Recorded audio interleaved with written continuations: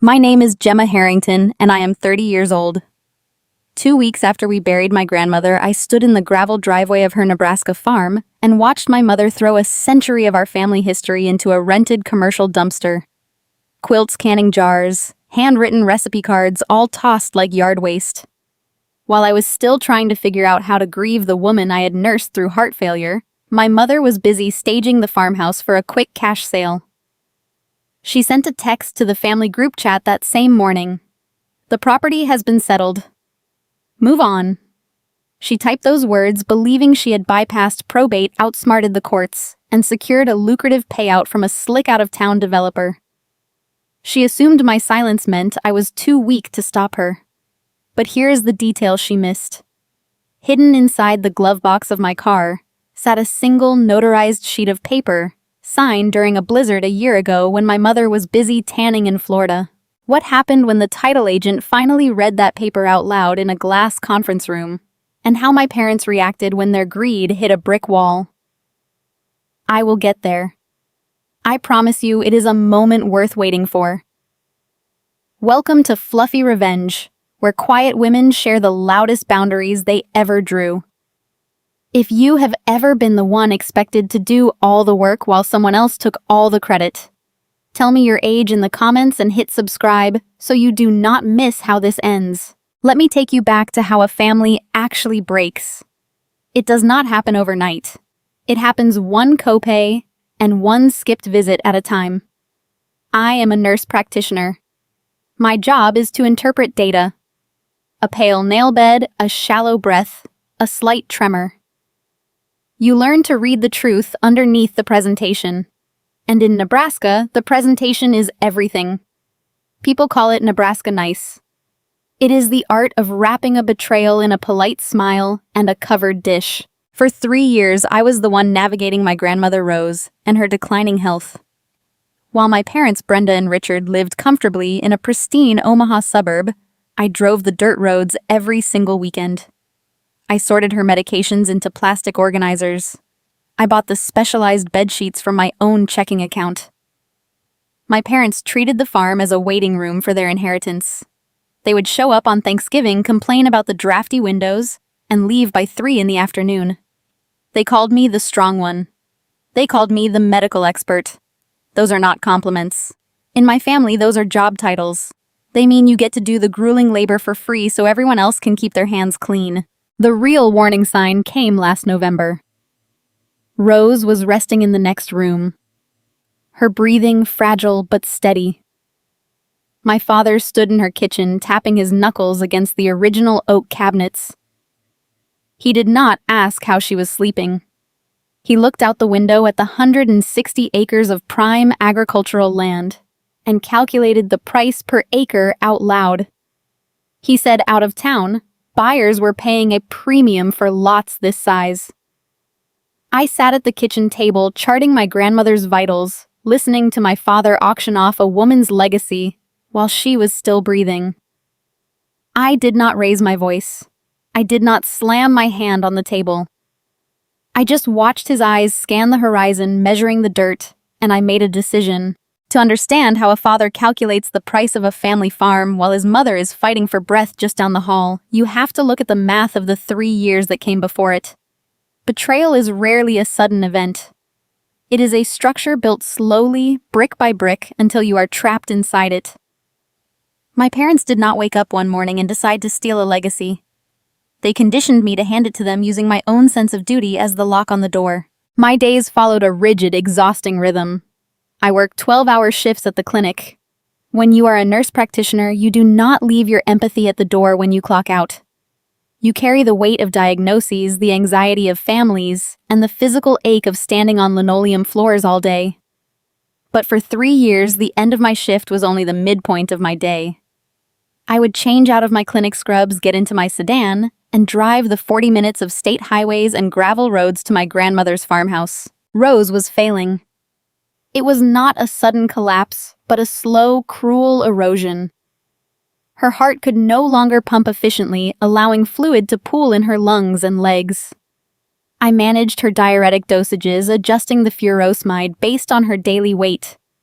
I tracked her blood pressure, monitored her potassium levels, and argued with insurance representatives on my lunch breaks to get her cardiology appointments approved.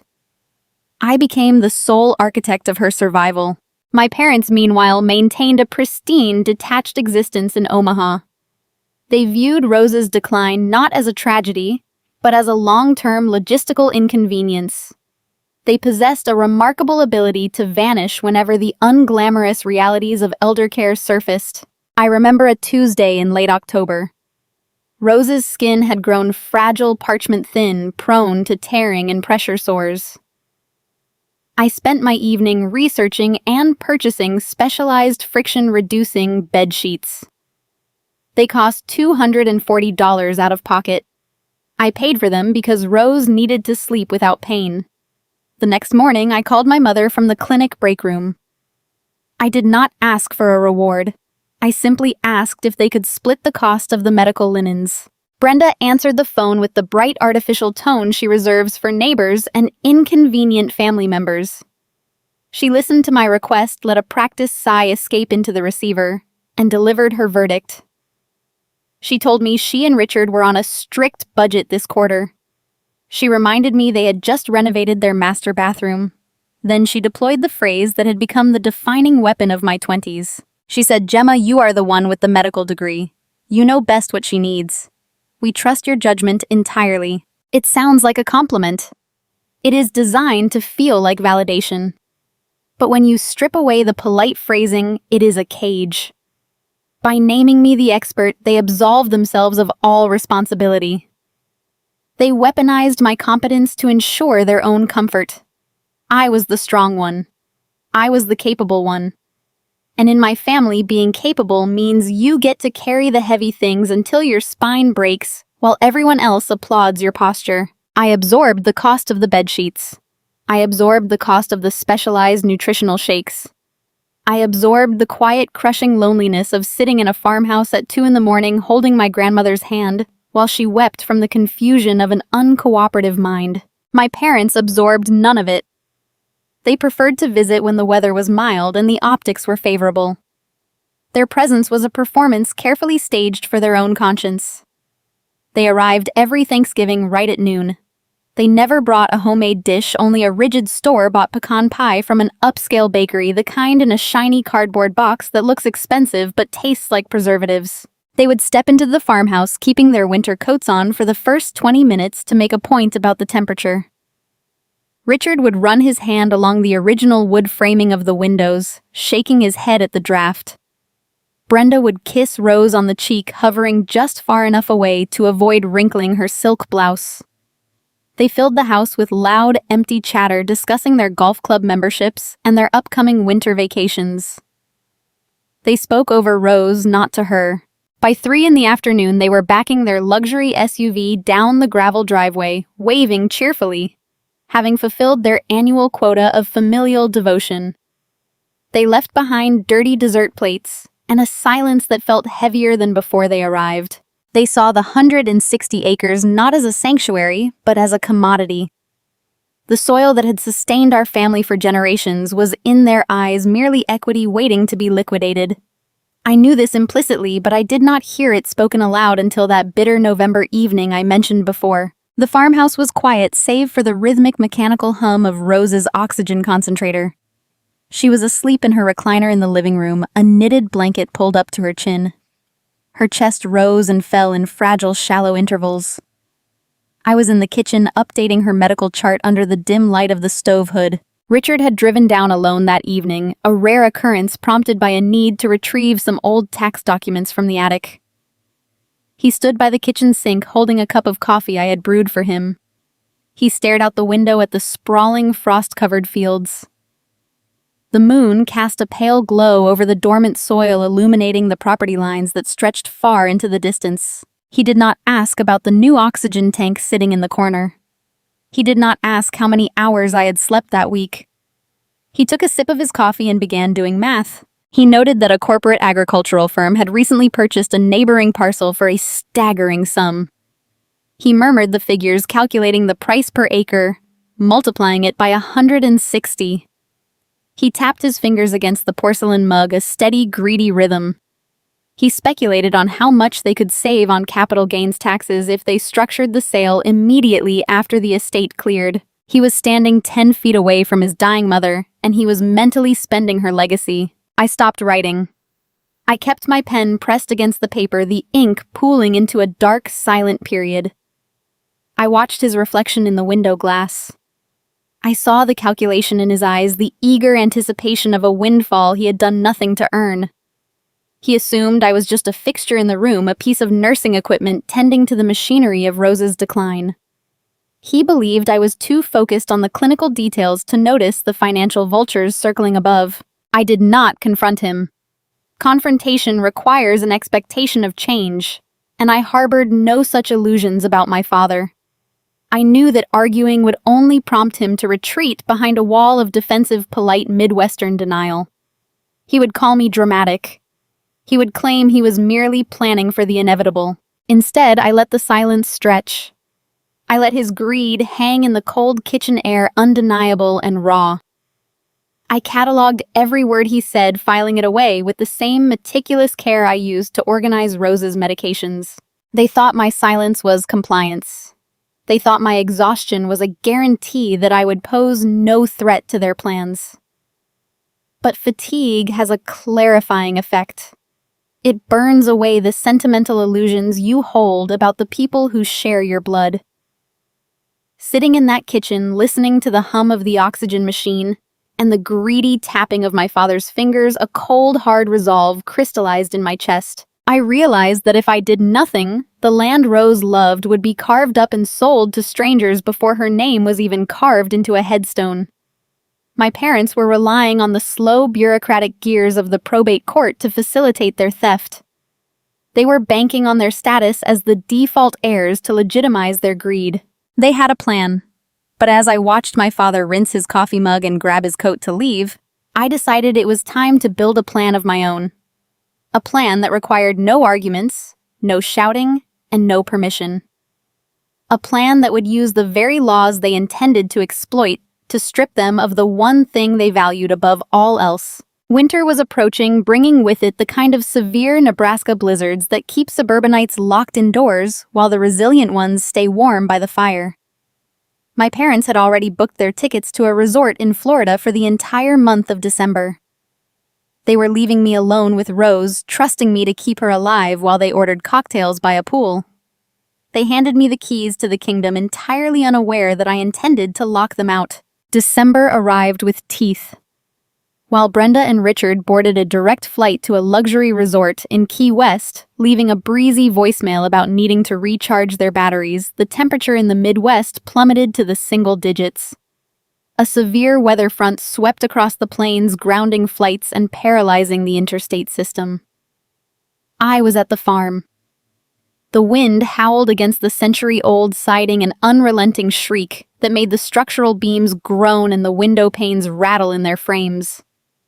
I fed split oak logs into the cast-iron stove, the sharp, biting scent of wood smoke filling the living room.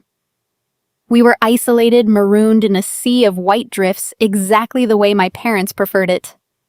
They had delegated the survival of the matriarch to me, securing their own comfort, while claiming the weather was simply too treacherous to alter their vacation plans.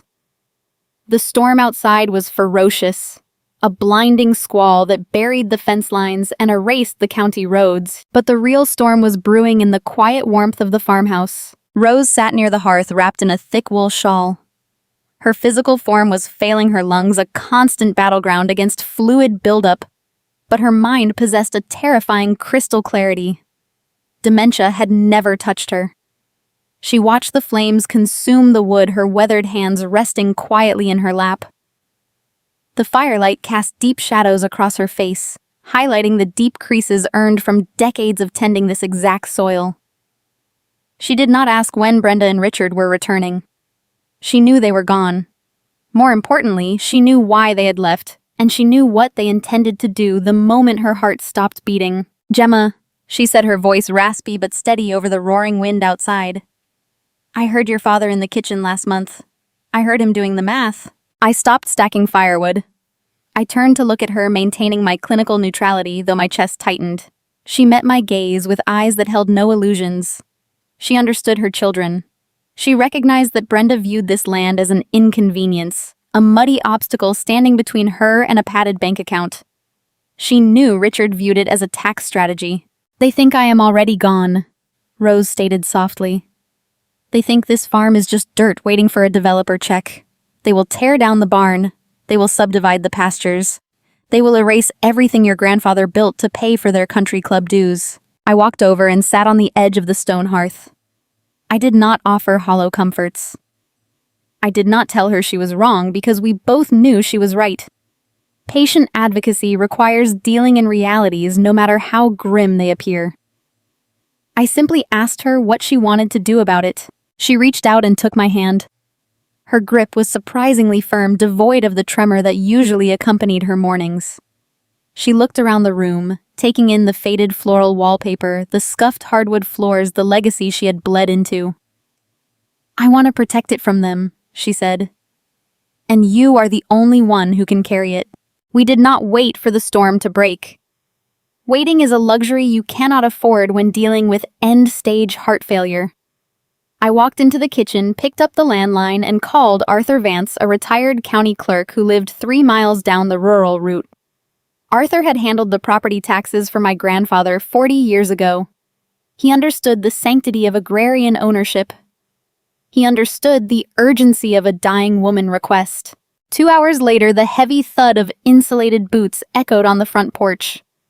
The door pushed open against the gale, and Arthur stepped inside, shaking a thick layer of powder from his heavy canvas coat. He had driven a modified tractor with a plow attachment through 4-foot drifts to reach us. The howling wind whipped through the doorway for a brief second before he shoved it shut, sealing us back into the warm, wood smoke-scented quiet. He unzipped his jacket, pulled a leather portfolio from his satchel, and walked into the kitchen. He spread the documents across the scratched formica table. This was not a traditional last will and testament. A will is a roadmap for probate, a public process that invites greedy relatives to stall contest and drain the estate through exorbitant legal fees. A will would give Brenda and Richard a battlefield to fight on. We were not leaving them a battlefield. We were leaving them a locked door. Arthur presented a transfer on death deed. In the state of Nebraska, this specific legal instrument is a surgical strike. It dictates that upon the current owner passing the real estate, instantly and automatically transfers to the designated beneficiary. It bypasses the probate court entirely. It requires no judge, no executor, and no estate liquidator. The second the death certificate is issued, the property shifts ownership by operation of law. Any prior wills detailing the distribution of that specific asset are rendered irrelevant. It is a clinical, unarguable transfer of power that happens outside the reach of grasping heirs. Rose reviewed the document. She traced the legal description of the property, the quarter sections and boundaries that defined her entire existence. She picked up the black ink pen. Her hand shook slightly as she hovered over the signature line, not from hesitation, but from the physical toll of her failing ventricles. Then she steadied her wrist and signed her name with deliberate, forceful strokes. Arthur witnessed the signature. He retrieved his heavy brass embosser from his satchel. He clamped it down over the page. The metal jaws bit into the thick paper, leaving a raised, undeniable seal of the state of Nebraska. The crisp snap of the embosser echoed in the quiet kitchen, sounding like a vault clicking shut. It was done. The 160 acres, the century-old farmhouse, the barn, the soil. All of it was legally severed from Brenda and Richard Future. They were disinherited from the land, and they would not know it until the trap snapped shut on their fingers. Arthur packed his portfolio, offered Rose a gentle nod of respect, and ventured back out into the punishing cold. The roar of his tractor engine faded into the howling storm, leaving me alone with my grandmother and a single sheet of paper that held the power to destroy my parents' entire financial strategy. I carried the deed into my temporary bedroom. I slid it into a fireproof steel lockbox, turned the key, and buried the box beneath my winter sweaters. I sat on the edge of the mattress, the silence of the snowed-in house pressing against my ears. A new, heavier burden settled over my shoulders. Securing the land was only the first step. The true challenge lay in what came next. To protect the deed from interference, I had to ensure my parents suspected nothing. I had to maintain the illusion of their dominance. For the remaining months of Rose's life and through the chaotic aftermath of her eventual passing, I would have to play a specific role. I would have to endure their condescension, their greedy calculations, and their performative grief. I would have to watch them measure the drapes and solicit real estate developers, all while biting my tongue. I had to transform myself into the perfect, obedient, disinherited daughter. Every time Brenda called me the hired help, every time Richard checked the market value of the soil, I would have to nod and absorb the insult. I had to let them build their castle on sand, letting them invest their time, their arrogance, and their social capital into a sale they could never finalize. The internal restraint required would be agonizing. But as I listened to the blizzard raging outside, masking the quiet victory inside, I knew I could endure it. Because I was no longer just the caretaker. I was the owner. I just had to wait for the probate clock to start ticking before I let them know the game was already over. Rose died on a Tuesday in early April. The transition from life to death is a biological process I have witnessed dozens of times in the clinical setting, but watching the monitor flatline for your own blood is an entirely different kind of quiet. I handled the coroner, the mortuary transport, and the death certificate. My parents handled the invitations. The funeral was held at the First Covenant Church, a sprawling brick building steeped in decades of stoic Nebraska tradition. The fellowship hall smelled of extinguished beeswax candles, heavy floral arrangements, and a staggering volume of baked carbohydrates. Macaroni and cheese, green bean casseroles, and sliced ham lined the folding tables in neat, orderly rows. This is how our community processes loss. We eat, we nod, and we avoid direct eye contact, burying our discomfort under layers of polite hospitality. I stood near the polished aluminum coffee urn wearing a plain black dress holding a styrofoam cup that had grown cold an hour ago. I treated the reception exactly like a trauma ward. In emergency medicine, you survive a chaotic shift by detaching your personal feelings from the clinical reality in front of you. You observe, you triage, you endure. I walled off my grief. I placed my mourning in a sterile compartment and focused entirely on watching the room. Brenda and Richard were delivering a masterclass in performative sorrow. My mother wore a tasteful dark navy suit, clutching a damp tissue she never actually brought to her eyes. She positioned herself near the primary entrance, a strategic location, ensuring every attendee had to pass through her orbit. She accepted their hushed condolences, their gentle pats on the arm, and their sympathetic murmurs with the grace of a visiting dignitary. But then I noticed the pivot. It was subtle, smooth, and deeply sickening. When Mrs. Gable from the Altar Society mentioned how much she would miss seeing Rose sitting on the front porch, Brenda sighed a perfectly calibrated sound of fatigue. She patted the older woman's hand and murmured about the heavy burden of the estate. She stated it was simply too much house for anyone to maintain now. She used the word downsizing 3 times in a 10-minute span. She was not grieving. She was marketing. She was planting the seeds of a narrative, preparing the town for the imminent sale, so that when the commercial moving trucks arrived, no one would judge her haste. She was wrapping her greed in the acceptable guise of overwhelming logistical burden. My father mirrored her strategy on the other side of the room. Richard stood by the pastry tray, speaking with the men who owned the local hardware store and the agricultural feed cooperative. He adopted a somber, pragmatic tone, shaking his head, discussing the shifting economic landscape. He told them the soil needed fresh blood, a corporate infrastructure, someone with the capital to modernize the acreage.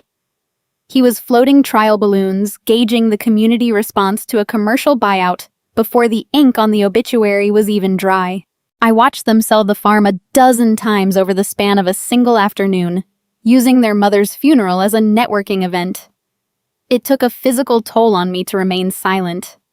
The urge to cross the fellowship hall, tip the coffee urn onto the linoleum, and expose their hypocrisy was a dull, throbbing ache in my jaw. But a good nurse knows that premature intervention can ruin a long-term prognosis. I had to let them build their false reality. I had to let them feel secure, The true measure of their audacity revealed itself an hour later at the cemetery. The Nebraska wind whipped across the flat open ground, biting through our thin coats. The heavy wooden casket rested on metal-lowering straps above the open earth. The pastor spoke his final words, dust was scattered across the polished lid, and the crowd began to slowly drift back toward the paved access road. I stayed near the grave, watching the groundskeepers prepare the heavy machinery. From the corner of my eye, I saw Brenda separating from the main group of mourners. She walked deliberately toward a man standing near a black luxury pickup truck parked on the shoulder of the cemetery drive. He did not belong to our congregation. He wore a sharp-tailored overcoat and leather driving gloves. His dress shoes far too expensive for the muddy grass. He possessed the unmistakable predatory polish of an out-of-town property developer. Brenda did not shake his hand, presumably to maintain the somber appearances required by the setting, but she leaned in close. She spoke to him in rapid, hushed tones, glancing around to ensure privacy. The man nodded, flashing a slick, calculated smile. Then, with a practiced, smooth motion, he slid a thick, embossed business card from his interior jacket pocket. Brenda took it. She glanced over her shoulder, checking if anyone from the church auxiliary was watching her interaction.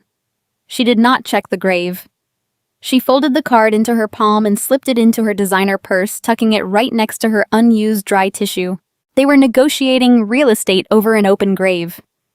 The soil had not even settled on my grandmother, and my mother was already securing a commercial buyer. The sickness I felt was biological, a deep, twisting nausea in my gut that defied my attempts at clinical detachment.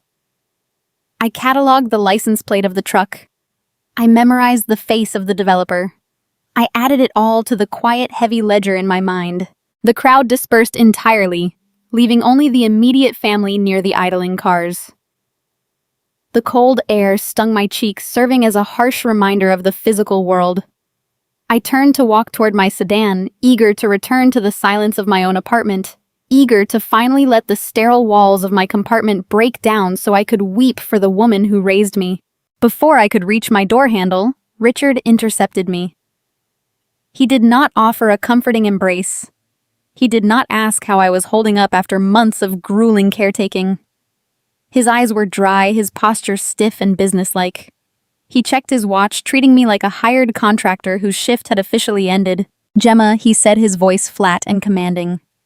"Your mother and I have been discussing the logistics of the estate. We need to start moving forward immediately. The market is favorable right now, and we do not want the house sitting empty and degrading in value." I looked at him, keeping my expression entirely blank, waiting for the demand I knew was coming. "We need you to clear out your medical supplies," he continued, gesturing vaguely in the direction of the rural route leading to the farm. "The oxygen tanks, the shower chairs, the monitors, all of the clutter you brought in over the last few years. It makes the place look like a depressing clinical facility. We cannot stage the property for buyers with all of that junk in the way." Depressing junk. He was referring to the life-saving tools that had kept his mother breathing. He was referring to the physical evidence of my unpaid labor, the very equipment he had stubbornly refused to help finance. He viewed the remnants of her struggle as trash that needed to be swept away for a photo op. "Have it out by the weekend," he commanded, adjusting his tie. "We have a liquidation team coming in on Monday to assess the interior assets." He expected me to argue. He braced his shoulders, preparing for a fight about sentimentality or basic respect. He was ready to deploy his paternal authority to remind me that as the named executor of the outdated will, he held the power of the estate. He wanted me to push back, to raise my voice so he could justify his cruelty by labeling me emotional and difficult. I gave him nothing. I looked at the man who had abandoned his mother in her final years, who had auctioned her legacy in her own kitchen, who had just instructed me to erase her suffering so he could flip her home for a profit. I pulled my car keys from my coat pocket. I channeled every ounce of my professional training, ensuring my voice emerged calm, cold, and entirely hollow. "I will have my things out by Sunday," I told him. Richard blinked, surprised by the easy capitulation. His tense posture relaxed. He offered a curt, satisfied nod, mistaking my quiet compliance for weakness and surrender. He turned and walked back to Brenda, ready to execute a grand scheme that was already doomed to fail. I got into my car and turned the ignition. I watched them pull away in their flawless vehicle, speeding toward a payout that did not legally exist. They were digging their own grave shovelful by arrogant shovelful, and I was going to let them hit the very bottom before I handed them the deed.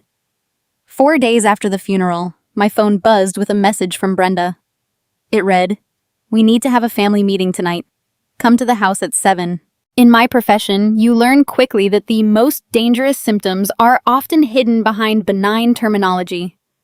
A patient might describe a crushing chest pain as a slight ache. In my mother's vocabulary, a family meeting was never a collaborative negotiation. It was a sentencing. It was a formal venue for her to issue directives under the guise of shared consensus. I drove the 40 minutes to their home in Omaha. Their neighborhood was a labyrinth of identical, oversized houses sitting on perfectly manicured lawns, sterile and devoid of any real history. It was the exact opposite of Rose's farm. The agrarian life demands sweat dirt and an intimate relationship with the elements. Brenda and Richard preferred climate control homeowners associations and surfaces that could be wiped clean with a single swipe of a microfiber cloth. I parked my sedan behind Richard's pristine vehicle and walked up the paved driveway. They were waiting for me in the formal dining room. The room was designed for display rather than sustenance, dominated by a heavy expanse of tempered glass, serving as the dining table. Spread across the surface were several crisp manila folders. Richard sat at the head of the table wearing a fresh golf polo, looking every bit the seasoned corporate executive ready to close a merger. Brenda sat to his right, her hands folded neatly over a leather portfolio, wearing a sympathetic smile that did not reach her eyes. Richard cleared his throat and opened the primary folder. He slid a thick yellowed document toward the center of the glass. It was a last will and testament. "Your grandmother had this drawn up 20 years ago," Richard began. His voice adopted the practiced rhythmic cadence of a manager delivering a quarterly report. "It names your mother and me as the sole executors of the estate. We are officially in charge of unwinding her assets and managing the transition. 20 years ago." I stared at the yellowed paper. That was back when my grandfather was still alive, back before Brenda and Richard had fully retreated to their suburban fortress, leaving the daily realities of the farm behind. They were holding up a ghost document, a relic from a time before they had abandoned their obligations, pretending it gave them moral authority over the present. Brenda leaned forward, deploying her most earnest gaze. "We know how hard this transition is for you, Gemma. That is why your father and I are taking the burden off your shoulders. We are going to fast-track the estate through probate. The farm requires far too much upkeep, and keeping it vacant is a severe liability." She paused, ensuring I was paying full attention to her next sentence. "We have already found a highly motivated buyer who is willing to pay cash and close quickly." I kept my face perfectly still. I knew exactly who the highly motivated buyer was. It was the man with the tailored overcoat and the expensive leather driving gloves from the cemetery. My parents had finalized their unholy alliance over my grandmother's fresh grave, and were now presenting it to me as a done deal, wrapping their greed in the language of efficiency. "This is what is best for the family." Brenda continued, placing a heavy, deliberate emphasis on the final word. "Family must stick together during times of loss. Selling the land allows us all to find closure and move forward without the anchor of a decaying property dragging us down.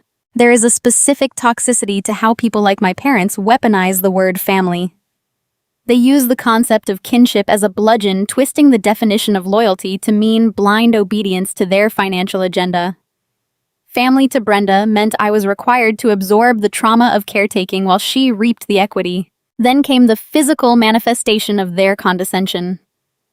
Richard reached into the interior pocket of his jacket and extracted a crisp white envelope. He placed his index finger on the smooth paper and slid it across the glass table until it rested directly in front of me. "We also wanted to recognize your contribution," Richard said.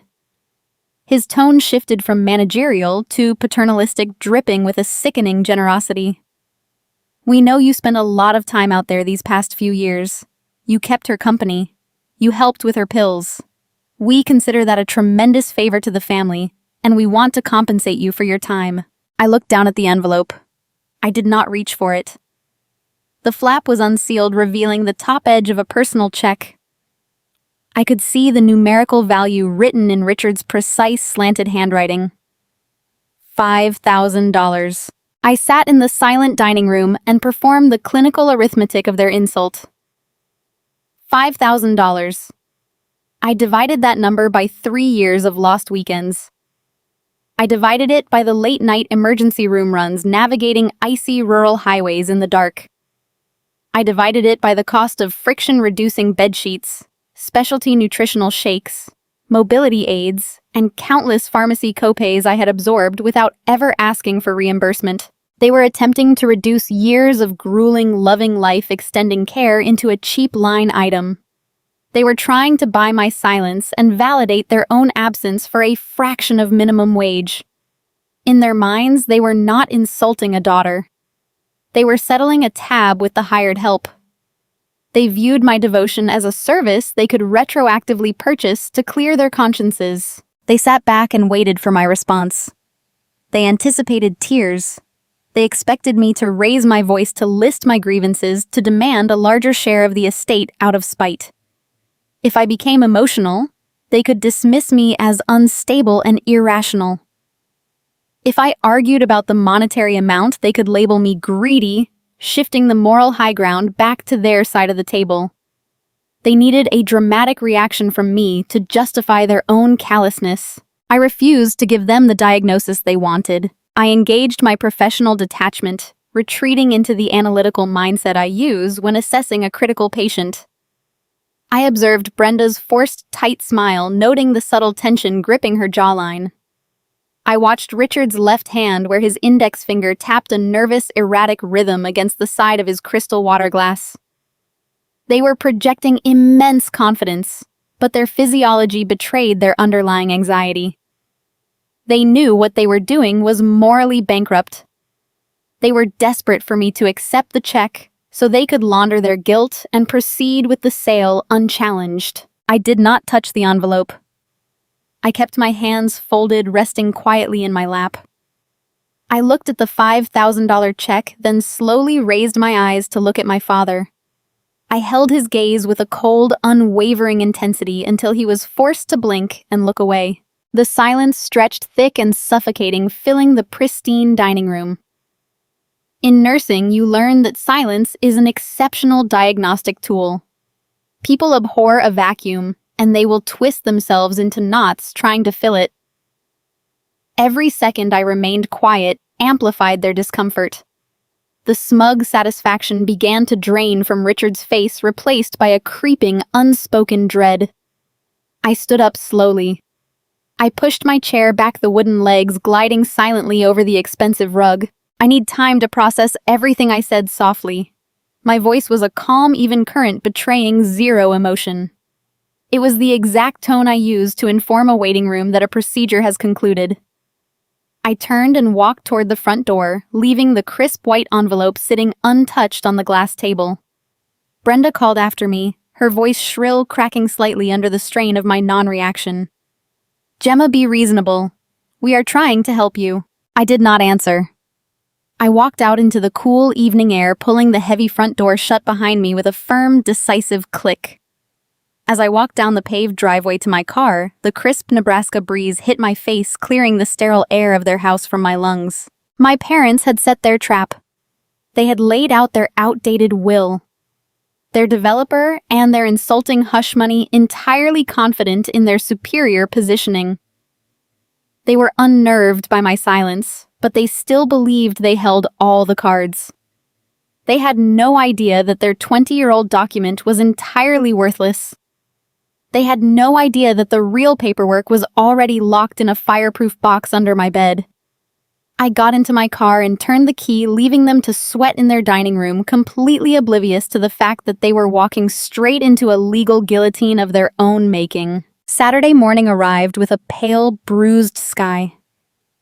I drove out to the rural route to collect my medical equipment, strictly obeying the deadline my father had issued. The gravel crunched beneath my tires, a familiar sound that usually signaled sanctuary. But as I crested the final hill, the landscape fractured into a scene of structural violation. Parked directly on the damp spring soil of the front yard was a pristine, late-model luxury pickup truck. It was the same vehicle from the cemetery. The driver had ignored the gravel turnaround, pulling straight onto the lawn. Deep, muddy ruts tore through the vibrant green grass, exposing the dark Nebraska earth underneath. The chrome rims were splattered with mud, a careless signature left by someone who viewed the land as dirt rather than a living ecosystem. Sitting adjacent to the truck, dominating the space in front of the porch, was an industrial steel dumpster. It was a gargantuan, rust-colored container, the kind used for commercial demolition sites. I parked my sedan and stepped out into the crisp air. The sound of shattering glass echoed from the metal belly of the dumpster. My stomach tightened, a familiar physiological response to sudden trauma, but I forced my breathing to slow. I walked toward the container and looked over the rusted edge. Decades of agrarian history lay shattered at the bottom. I saw the thick glass of ball canning jars, some still sealed with preserved peaches my grandmother had put up 2 summers ago. I saw the faded blue and yellow fabric of a hand-stitched quilt, the one that used to drape over the back of the living room sofa, now stained with spilled coffee grounds and dust. I saw framed photographs tossed face down, the glass spiderwebbed from the impact. My parents were not just clearing a house. They were executing an erasure. They were sanitizing the property of any sentimental value, reducing a century of lived experience into cubic yards of refuse, so the staging process could proceed without the burden of memory. I walked up the wooden porch steps and pushed the front door open. The interior of the farmhouse was a whirlwind of frantic, disorganized labor. Brenda and Richard, 2 people who typically avoided physical exertion at all costs, were sweating. They wore expensive athleisure clothing, hauling cardboard boxes with a manic, desperate energy. Brenda stood in the center of the kitchen, clutching a stack of vintage index cards bound by a fraying rubber band. I recognized the cursive loops immediately. They were Rose's recipe cards, a tactile record of every holiday meal and Sunday supper our family had ever shared. My mother marched toward a black plastic garbage bag stationed by the sink, ready to discard the paper stack. I intercepted her, stepping smoothly into her path. I extended my hand, palm open, operating with the calm authority I use when taking a sharp instrument from a distracted intern. "I will take those," I said. Brenda paused, startled by my sudden presence. She looked at the cards, then at me. Her cheeks flushed from exertion. A fleeting shadow of guilt crossed her features, quickly buried under a thick layer of Midwestern pragmatism. "We are just trying to be efficient, Gemma," she said, exhaling a sharp breath. "The realtor said we need a clean, depersonalized slate to maximize the listing photos. Buyers do not want to see clutter. They need a blank canvas. We have to keep moving forward." Moving forward. Efficiency. The toxic hallmarks of their particular brand of hospitality. They weaponized progress to justify cruelty, pretending that throwing away a dying woman's legacy was a necessary act of modern real estate. I closed my fingers around the recipe cards, feeling the worn edges of the thick paper, and slipped them into the pocket of my coat. I did not argue about the canning jars or the quilts. You cannot reason with a disease. You can only manage the symptoms.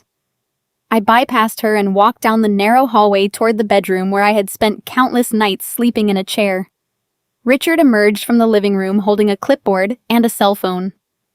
He was speaking loudly, projecting his voice over the noise of packing tape being ripped from a dispenser. "The earnest money cleared the account this morning," my father announced to Brenda, ignoring my presence entirely. "The developer is eager. He wants to break ground on the subdivision model home by late summer. We signed the preliminary purchase agreement yesterday afternoon. It is locked in." I stopped in the doorway of the bedroom. My clinical detachment shifted into forensic focus. I listened to his words, dissecting the legal implications of his statement with cold precision. He had signed a purchase agreement. He had accepted earnest money. He had deposited funds into an account based on the anticipated sale of a deceased person's real property. In the state of Nebraska, a last will and testament is merely a piece of paper until a probate judge validates it. You cannot act as an executor until the court officially issues letters testamentary, a legal document granting the authority to manage and liquidate an estate. Rose had been dead for less than a week. The courthouse had not even scheduled a preliminary hearing. No judge had stamped a single document. My parents had no legal standing to sign a contract. They had no legal authority to accept a financial deposit. They were acting as rogue agents driven by an arrogance so profound it blinded them to basic jurisprudence. They were committing probate fraud. The realization settled over me like a heavy lead apron used for X-rays. It protected me from the radiation of their toxicity. They were not just greedy. They were breaking state law. They had allowed their hunger for a cash payout to override their self-preservation, signing binding documents for land they did not legally represent. I walked into the bedroom and began gathering my medical supplies. I folded the blood pressure cuff into its nylon pouch. I coiled the tubing of the portable suction machine. I boxed up the unused pulse oximeters and the remaining sterile dressings. I moved with deliberate, unhurried grace, a stark contrast to the frantic, sweating panic of my parents. Richard walked past the open door, catching sight of my methodical packing. "Good," he said, nodding toward my boxes. "Get that out of here today." The staging furniture arrives on Tuesday, and the developer wants to bring his architect through on Wednesday for a site survey. We cannot afford any delays. I picked up my cardboard box, balancing the weight of the medical gear against my hip. I looked at the man who had just implicated himself in a fraudulent real estate transaction. He was vibrating with the thrill of the impending sale, oblivious to the fact that he was standing on a trapdoor. "I will be out of your way," I told him. My voice was steady, betraying none of the lethal information I now possessed. I walked out the front door, stepping carefully around the deep mud ruts left by the developer's truck. I loaded my boxes into the trunk of my sedan. I paused for a moment, looking at the farmhouse. The porch swing hung still in the morning air. The rusted roof of the barn caught the pale sunlight. This land had survived droughts, blizzards, and economic depressions. It was going to survive Brenda and Richard. I got into the driver's seat and closed the door, sealing myself inside the quiet cabin of my car. I did not start the engine. I pulled my cell phone from my pocket. I scrolled past the unanswered text messages from my mother and located a specific contact saved in my favorites. Arthur Vance, the retired county clerk and notary public. I pressed the call button. The line rang twice before his familiar gravelly voice answered. I did not exchange pleasantries. I spoke with the concise clarity of a nurse ordering a stat intervention. "Arthur," I said, "it is Gemma Harrington. The estate is being staged for an illegal sale. It is time to file the deed." I ended the call and put the car in drive, the tires kicking up a spray of gravel as I pulled onto the county road. The fuse was lit. It was only a matter of time before the flame reached the powder keg. Tuesday afternoon found me sitting at a speckled laminate table in the clinic break room, peeling a layer of tight cellophane off a cafeteria turkey sandwich. The bread was slightly stale, the processed meat a uniform shade of pale beige. The room smelled of institutional cleaner and burnt coffee sitting in a glass carafe on a warming plate. The fluorescent lights overhead emitted a low, continuous hum that usually served as white noise during my brief respites from patient care. It was a sterile environment devoid of comfort, which made it the perfect setting to receive the phone call that would determine the fate of my family. My cell phone vibrated against the tabletop. The caller identification displayed a local landline. I recognized the prefix as belonging to the downtown business district. I answered, keeping my voice pitched to the professional, measured tone I use for consulting physicians. The man on the other end was Thomas Davis.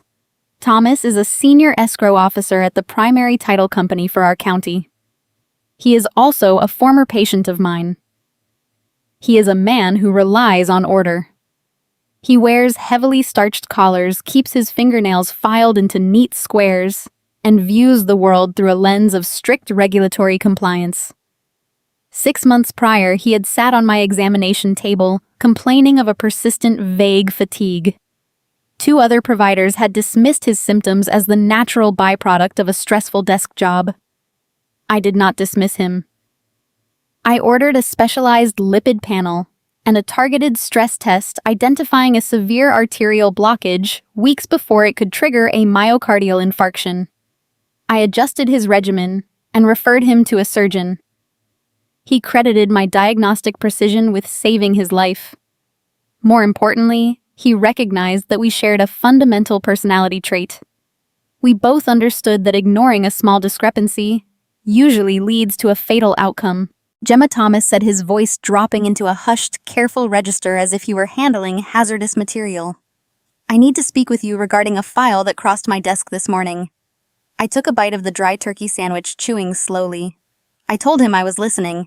He explained that Brenda had walked into his office shortly after they opened their doors. She arrived radiating the chaotic, demanding energy of a woman who expects the world to bend to her schedule. She submitted a signed commercial purchase agreement to initiate a formal title commitment. The developer had offered a premium cash price contingent upon a 10-day closing window. Brenda demanded that Thomas expedite the process, presenting the 20-year-old will as proof of her executive authority to liquidate the estate. To a layperson, real estate transactions seem like a matter of shaking hands and exchanging funds. But Thomas and I operate in fields governed by immutable records. In his world, the county recorder database is the ultimate diagnostic chart. The title search is the bedrock of property law. It is an exhaustive historical audit designed to verify a clear chain of ownership, ensuring no hidden liens, unresolved debts, or competing claims cloud the property. Thomas told me he had initiated the standard query, expecting to find the typical trajectory of an estate moving toward a prolonged probate process. He pulled the county file on my grandmother's 160 acres.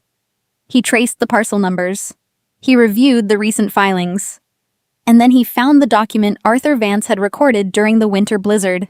Thomas sounded almost breathless as he relayed the information over the phone. He told me the transfer on death deed had executed flawlessly the very second the coroner logged Rose's death certificate. The county records reflected an instant, unencumbered transfer of ownership. The state recognized me, Gemma Harrington, as the sole and exclusive owner of the farmland, the farmhouse, the barn, and every blade of grass growing on the property. Brenda is attempting to convey a deed she does not possess. Thomas stated, the professional shock evident in his quiet tone. She signed a binding purchase agreement promising to deliver a clear title to a commercial buyer. She accepted earnest money based on a fraudulent premise. I swallowed the dry bite of my sandwich. I took a sip of room temperature water from a paper cup. I felt my pulse steady and unhurried. The trap I had engineered in the cold quiet of a December snowstorm was functioning exactly as intended. My parents' arrogance had blinded them to the necessity of a basic public records check. They assumed their status as the default heirs made them invincible. They believed the law would simply conform to their greed. Thomas asked me for procedural instructions. Standard protocol dictated that he flag the defect immediately. He was required by industry regulations to halt the transaction, notify the listing agent, and call Brenda to inform her that her contract was invalid. He was asking for my permission to blow the whistle and stop the collision before anyone got hurt. I looked at the digital clock on the break room microwave. The red numbers shifted to the next minute. I thought about the rusted commercial dumpster sitting on my grandmother's front lawn. I thought about the heirloom quilts stained with debris and the canning jars shattered at the bottom of the steel bin. I thought about the $5,000 check resting on my parents' glass dining table intended to purchase my silence. If I allowed Thomas to stop the process now, Brenda and Richard would learn nothing. They would simply retreat. They would claim it was an honest administrative misunderstanding. They would cancel the developer contract, hire aggressive attorneys to challenge the winter deed, and spend the next decade painting me as a manipulative daughter who stole their rightful inheritance behind their backs. They would preserve their reputation in the community, maintaining their facade of victimhood. They would never face the true public consequences of their actions. In medicine, there are times when you must allow a localized infection to draw to a head before you can properly lance it. You have to let the pressure build, so the intervention removes the disease entirely. I instructed Thomas to proceed with the title commitment. I told him to draft the closing documents exactly as Brenda requested. I asked him to generate the seller affidavits, the settlement statements, and the transfer tax forms. I wanted him to prepare the conference room and let my mother schedule the final signing. Thomas hesitated. The silence on the phone line stretched thin. He warned me about the legal threshold involved. He explained that initiating a contract was a civil issue, but sitting at a closing table and physically signing a notarized seller affidavit claiming ownership of a property you do not own constitutes a severe offense. If she puts a pen to those final papers, he warned she is committing fraud on the record. I replied that I understood the threshold perfectly. I told him I wanted her to hold the pen. Thomas exhaled a long, shaky breath. He is a man who strictly follows the rules, but he is also a man who recognizes a terminal breach of trust when he sees one. He remembered the exact tone of voice I used when I told him his arteries were failing. He recognized that same unwavering certainty in my instructions now. He agreed to maintain the confidentiality of the title defect until the closing documents were prepared. We severed the connection. I finished my lunch. I wiped the laminate table with a harsh chemical sanitizing wipe, restoring the sterile order of the break room. I washed my hands, adjusted my badge, and returned to the clinic floor to finish my shift. I spent the remainder of the afternoon evaluating respiratory infections and renewing prescriptions, moving through the motions of patient care while the gears of my own private justice slowly turned in the background. When my shift concluded at 6 in the evening, I walked out to the employee parking lot. The Nebraska sky was fading into a bruised, dusky purple. I sat in the driver's seat of my sedan and unlocked my phone. A new notification was waiting on my screen. It was a message in the family group chat sent by Brenda to my aunts, my uncles, and me. She had deployed her usual cheerful, authoritative tone, completely ignorant of the administrative machinery churning beneath her feet. The text read, "The title company is expediting our paperwork. The cash closing is officially scheduled for next Friday at 9 in the morning. Prepare to celebrate the new chapter." I locked my phone and set it on the passenger seat. She had picked the date. She had gathered the audience. She was marching proudly toward a glass conference room, entirely oblivious to the guillotine hanging directly over her neck. Wednesday arrived with a deceptive calm. The bitter cold of the previous weeks had softened into a mild, damp afternoon. I had one final task to complete at the farm before the inevitable collision scheduled for Friday morning. I needed to retrieve the oak rocking chair from the front porch. That chair was a tactical anchor in my grandmother's life. Rose had spent countless evenings sitting on those wooden slats, observing the shifting weather patterns and the slow maturation of the cornfields. It was where she sat when she first taught me how to properly chart a pulse rate, using her own frail wrist as the baseline. It held a physical imprint of her existence, and I refused to let it end up in the rusted metal bin currently disfiguring the front lawn.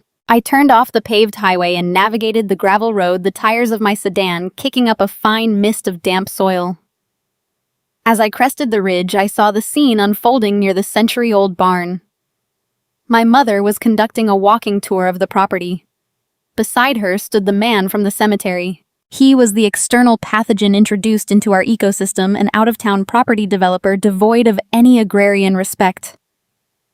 Up close, his arrogance was palpable. He wore an expensive tailored charcoal suit and polished leather loafers that were entirely unsuited for the soft, yielding mud of a working farm. He navigated the uneven terrain with a clumsy, entitled stride, pointing at the horizon with a rolled architectural blueprint. I parked my car near the porch and left the engine idling. The heavy, damp air carried their voices across the yard with startling clarity. I walked toward the barn, keeping my footsteps quiet against the damp earth, my clinical training kicking in to observe the subjects before initiating contact. The developer was outlining his vision for the 160 acres. He did not see a legacy. He saw a blank grid. He spoke in the rapid transactional cadence of a man who makes his living erasing history. He gestured toward the sweeping pastures, describing his intent to subdivide the rich agricultural soil into 50 generic identical lots. He talked about pouring asphalt cul-de-sacs over the fields where my grandfather had once harvested wheat by hand. He envisioned installing vinyl siding and artificial turf, replacing the deep, silent integrity of the Nebraska landscape with a loud, profitable imitation of a neighborhood. Brenda walked beside him, nodding eagerly at every proposed destruction. She mirrored his enthusiasm, her eyes fixed on the imaginary profit margins rather than the tangible reality of her childhood home being dismantled. They stopped in front of the main barn. The structure was a towering silhouette of weathered red timber and corrugated steel. It had stood resilient against decades of punishing hail tornado warnings and heavy winter snow accumulation. The foundation was forged from local stone laid by men who understood that durability requires grueling labor. The developer looked up at the loft doors. He did not admire the craftsmanship. He raised his hand and slapped his palm hard against the aged wood. The sound cracked through the quiet afternoon like a gunshot. It was a sharp, sickening thud of disrespect. "This entire structure is a tear down," the developer announced, wiping a fleck of dry paint from his palm. "We will bring in the bulldozers on Monday. It is cheaper to level it than to attempt any sort of salvage operation. We need the ground flattened for the retention pond anyway." Brenda smiled a tight, artificial expression of agreement. "Level it all," she replied. "We are eager to see your new vision for the space." I stepped around the corner of the tractor shed, entering their line of sight. Brenda flinched. The sudden appearance of reality interrupted her transactional fantasy. Her posture stiffened, the eager real estate heiress instantly replaced by a defensive, cornered animal. She knew I had witnessed her cheering for the demolition of her own legacy. Instead of showing shame, she chose to escalate. She decided to use humiliation as a shield, attempting to diminish my presence to preserve her status with the buyer. The developer turned, assessing me with a brief, dismissive glance. He took in my faded hospital scrubs, my worn sneakers, and my lack of a tailored overcoat. "Who is this?" he asked, directing the question to my mother rather than speaking to me directly. Brenda let out a small, dismissive laugh. Her voice was steady, but the underlying panic was audible to anyone trained to listen for respiratory distress. "Oh, do not mind her," Brenda said, waving a hand in my direction. "That is just the hired help. She came by to pick up some leftover junk from the porch. We are having the rest of the debris hauled away tomorrow." The hired help, picking up junk. She had reduced my 3 years of grueling life-extending medical care into a menial chore. She had reduced her mother's treasured belongings into refuse. She did this effortlessly, sacrificing her daughter's dignity to impress a man she had met at a funeral. A less disciplined person would have reacted. A normal daughter would have shouted, demanded respect, or revealed the truth right then and there to sabotage the meeting. But I am a nurse practitioner. I deal with hostile, delirious, and combative individuals on a regular basis. You do not argue with a patient suffering from a severe delusion. You observe the pathology. You note the symptoms. You let the infection run its course until the antibiotic can be administered. I assessed their arrogance like a spreading virus.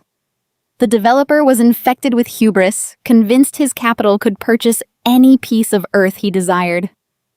Brenda was infected with a terminal case of greed, willing to burn her family to the ground for a share of that capital. They were a perfect toxic match, feeding off each other's delusions. I walked forward, maintaining an even, unhurried pace. I did not look at my mother. I focused entirely on the developer. I closed the distance between us, offering him a pleasant, sterile smile that conveyed zero genuine emotion. I extended my hand. He looked surprised by the formal gesture, but his corporate conditioning forced him to respond. He reached out and grasped my hand. His skin was soft, uncalloused, the hands of a man who signs documents rather than operates machinery. I gave his fingers a firm, brief squeeze, feeling the steady, ignorant rhythm of his pulse. "It is a pleasure to meet you," I said, my voice smooth and regulated. I released his hand and let my arm drop to my side. I glanced at the weathered red timber of the barn, then back to his polished, impractical loafers. I delivered my final diagnostic assessment, wrapping it in the polite, expected cadence of a Midwestern farewell. "Good luck with the zoning," I offered. The words were cryptic, a small puzzle piece I handed him, knowing he lacked the context to solve it. It was a subtle reminder that his grand vision for the soil relied on a foundation of paperwork he had not yet secured. He frowned slightly, the smooth facade of his confidence rippling for a fraction of a second, but he quickly recovered, offering a curt nod. Brenda glared at me, her eyes flashing with a sharp, silent warning. She wanted me off the property. She wanted the evidence of her past erased so she could focus entirely on her profitable future. I turned my back on them and walked to the front porch. I lifted the heavy oak rocking chair, balancing the weight against my hip, and carried it down the steps. I fit the chair into the trunk of my sedan, securing the latch with a firm push. I walked to the driver's side, opened the door, and slid behind the steering wheel. I started the engine and shifted into gear. As I drove down the long dirt driveway, navigating around the deep, careless ruts left by his luxury truck, I adjusted my rearview mirror. I watched the two of them standing in the shadow of the century-old barn. They looked small against the vast open expanse of the Nebraska landscape. They were pointing at the fields again, drawing imaginary lines in the air, dividing up a kingdom they did not rule. They were so consumed by their arrogant blueprints that they failed to notice the shifting ground beneath their feet. The developer had a vision for 50 generic houses. Brenda had a vision for a lucrative bank deposit. They were both marching confidently toward a Friday morning appointment in a glass conference room, entirely unaware that I held the only key to the door. The tension in my chest uncoiled, replaced by a cold, precise anticipation. The diagnostic phase was over. The surgical intervention was scheduled. All I had to do now was wait for them to show up for their procedure. Thursday evening arrived with a biting chill that crept through the thin window panes of my third-floor apartment. My living space in Lincoln is functional, sparse, and devoid of clutter, serving primarily as a place to sleep between extended shifts at the clinic. It is a sharp contrast to the sprawling acreage of my grandmother's farm, or the cavernous, sterile halls of my parents' suburban estate. I was standing in my small galley kitchen brewing a cup of chamomile tea, attempting to transition my nervous system out of a heightened state of alert. A sharp, rapid knocking echoed from my front door. It was not a polite request for entry. It was a demand for immediate attention. I set my ceramic mug on the counter and walked to the entryway. Looking through the peephole, I observed Richard shifting his weight impatiently in the narrow hallway, while Brenda adjusted the lapels of her cashmere trench coat. They had not called ahead. They rarely did. In their worldview, my time was a resource they could commandeer at their convenience. I unlocked the deadbolt and pulled the door open. I did not step aside to invite them in. "We need 5 minutes of your time," Richard announced, already stepping past me into the narrow foyer, assuming entry was a foregone conclusion. Brenda followed close behind, carrying a sleek leather folder tucked under her arm. They brought the frantic, pressurized energy of a looming deadline directly into my quiet sanctuary. I closed the door, maintaining my clinical equilibrium. I gestured toward the kitchen counter, the only surface in the apartment large enough to accommodate whatever scheme they had brought with them. My parents have a long history of utilizing paperwork to evade their responsibilities. When I was in nursing school, Richard once handed me a complex loan restructuring document tucked inside a birthday card, asking me to sign it before I cut the cake. He claimed it was a standard tax adjustment, but reading the fine print revealed it would have transferred a significant portion of my tuition liability solely into my name. I learned early that when my parents presented a document with a smile, the ink was usually laced with poison. Brenda placed her leather folder onto my speckled laminate counter. She unzipped the closure with a smooth, practiced motion and extracted a single sheet of heavy stock paper. She smoothed the document flat, offering me a rehearsed maternal smile that strained at the corners of her mouth. "The developer is very eager to move forward." Brenda began, her voice adopting a soothing, persuasive rhythm. "He has his demolition crew on standby, but the title company is being overly bureaucratic. You know how these small-town agencies are. They are demanding a mountain of redundant paperwork to clear the probate schedule." Richard stepped closer, crowding my personal space, a classic intimidation tactic designed to rush a decision. He tapped his index finger against the edge of the paper. "It is a minor administrative hurdle," Richard interjected. "The judge wants to ensure all immediate relatives are aware of the accelerated sale. We had our attorney draft this waiver of contest. It is a standard formality. It simply tells the court you have no intention of challenging the execution of the 20-year-old will or delaying the real estate transfer. Brenda leaned in, resting her manicured hand near my tea mug. She softened her gaze, deploying the ultimate weapon in her arsenal. Guilt. We are so close to putting this painful chapter behind us, Gemma, she murmured, adopting the tone of a weary, grieving daughter. We need closure. The family needs to heal. Dragging this out through a lengthy court battle helps no one. If you refuse to sign, the developer might walk away, and we will be stuck paying property taxes on a decaying farm for another year. Do not hold the family back from moving on. She framed the signature as an act of familial devotion. She positioned my compliance as the key to our collective peace. Richard reached into his jacket pocket and retrieved a pen. It was not a heavy, expensive writing instrument. It was a cheap plastic promotional pen from a local insurance agency, the kind handed out for free at regional trade shows. The plastic barrel featured a faded logo and a blue ink cartridge that rattled faintly when he moved. He pressed the clicker mechanism with his thumb. The loud, sharp snap echoed in my quiet kitchen. He pushed the cheap pen and the document across the counter until they rested directly in front of me. He expected me to pick it up, skim the title, and sign my name on the dotted line to avoid conflict. He relied on the assumption that daughters do not cross-examine their fathers. I did not pick up the pen. I lowered my gaze to the document. In my profession, skimming a patient chart is an act of negligence. You must read every notation, every allergy warning, every subtle shift in blood chemistry. I applied that same forensic rigor to the paper resting on my counter. The heading read, Waiver of Contest and Renunciation of Claims. I bypassed the standard introductory paragraphs and focused on the dense, convoluted legalese buried in the center of the page. It was a masterpiece of indemnification. The clause stated that by signing, I would irrevocably waive any right to challenge the current or future actions of the estate executors. More importantly, it included a sweeping release of liability, preventing me from asserting any financial or proprietary interest in the real and personal property of Rose Harrington, effectively holding the executors harmless against any claims of fraud, mismanagement, or rightful inheritance. The title company had not demanded this document. Thomas Davis had maintained his silence exactly as I instructed. This waiver was the product of my parents' own creeping paranoia.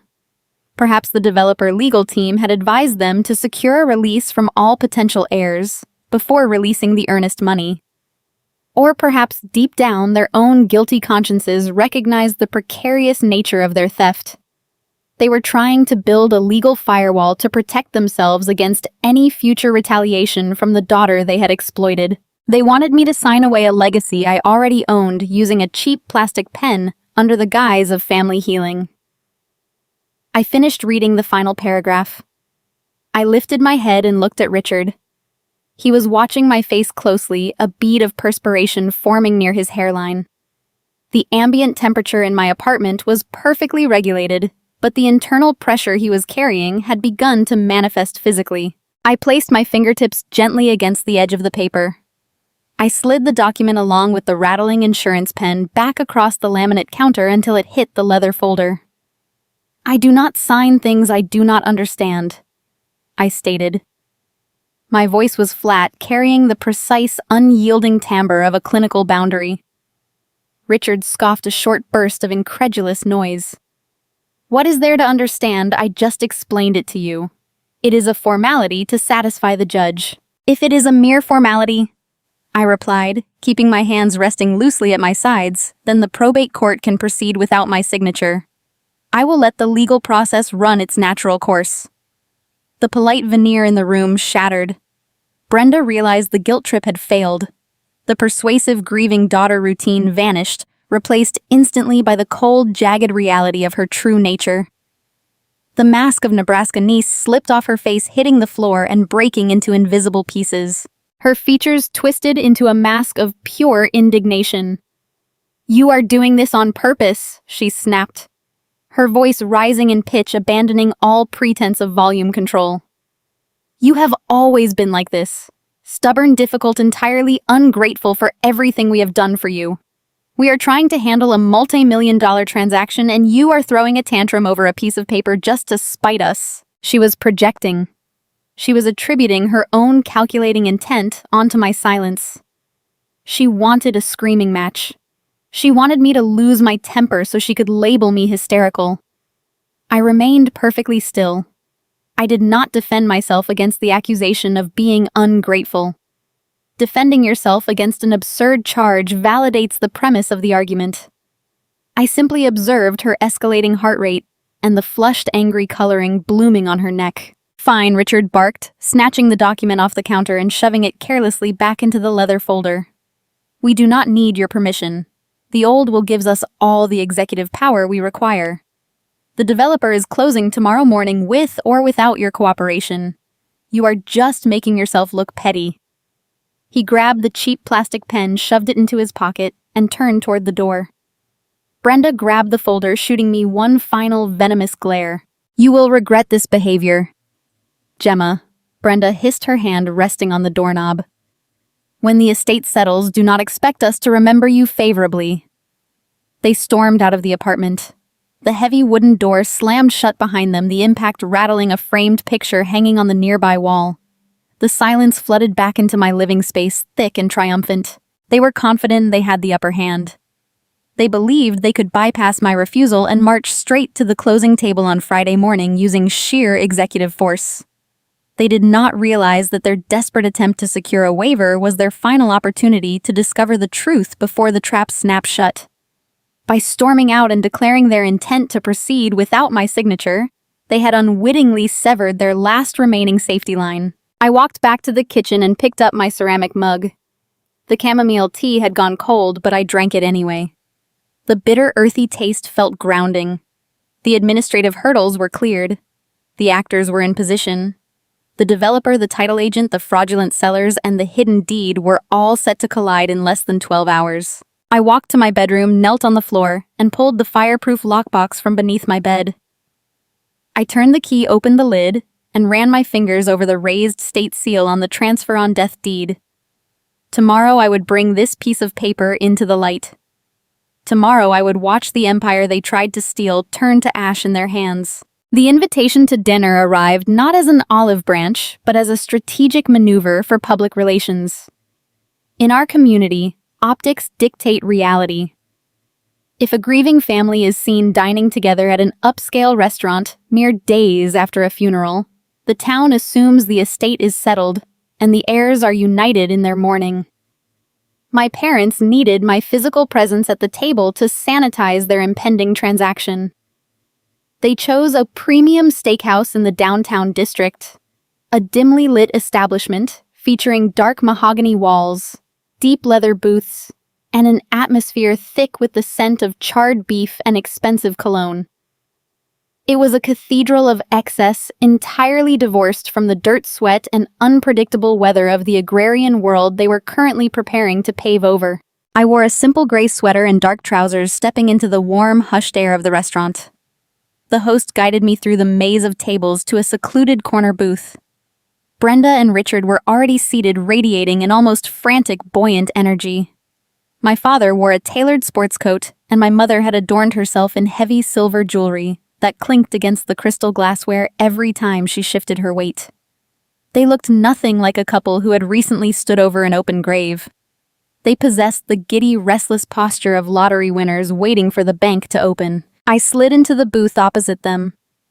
I did not order an alcoholic beverage. I requested a glass of ice water with a slice of lemon.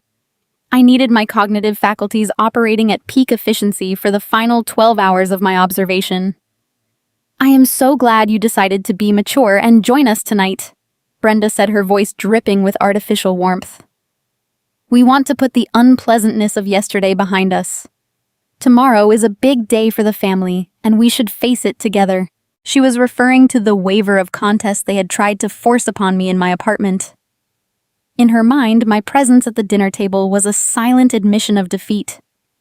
She assumed I had spent the past 24 hours realizing I was outmatched by their executive authority and had decided to accept my role as the passive, cooperative daughter. She believed her reprimand had successfully cowed me into submission. I took a slow sip of my ice water. The condensation on the outside of the glass was cold and grounding against my fingertips. I did not correct her assumption. I simply nodded, allowing her to construct whatever comfortable narrative she required to enjoy her meal. The waiter appeared, a young man in a crisp white apron presenting a leather-bound wine list. Brenda took the book with a flourish, bypassing the standard selections and turning directly to the reserve pages. She traced her manicured finger down the column of vintages, humming softly to herself in a display of practiced sophistication. "We should order something special to commemorate the new chapter," she announced, looking up at Richard for confirmation.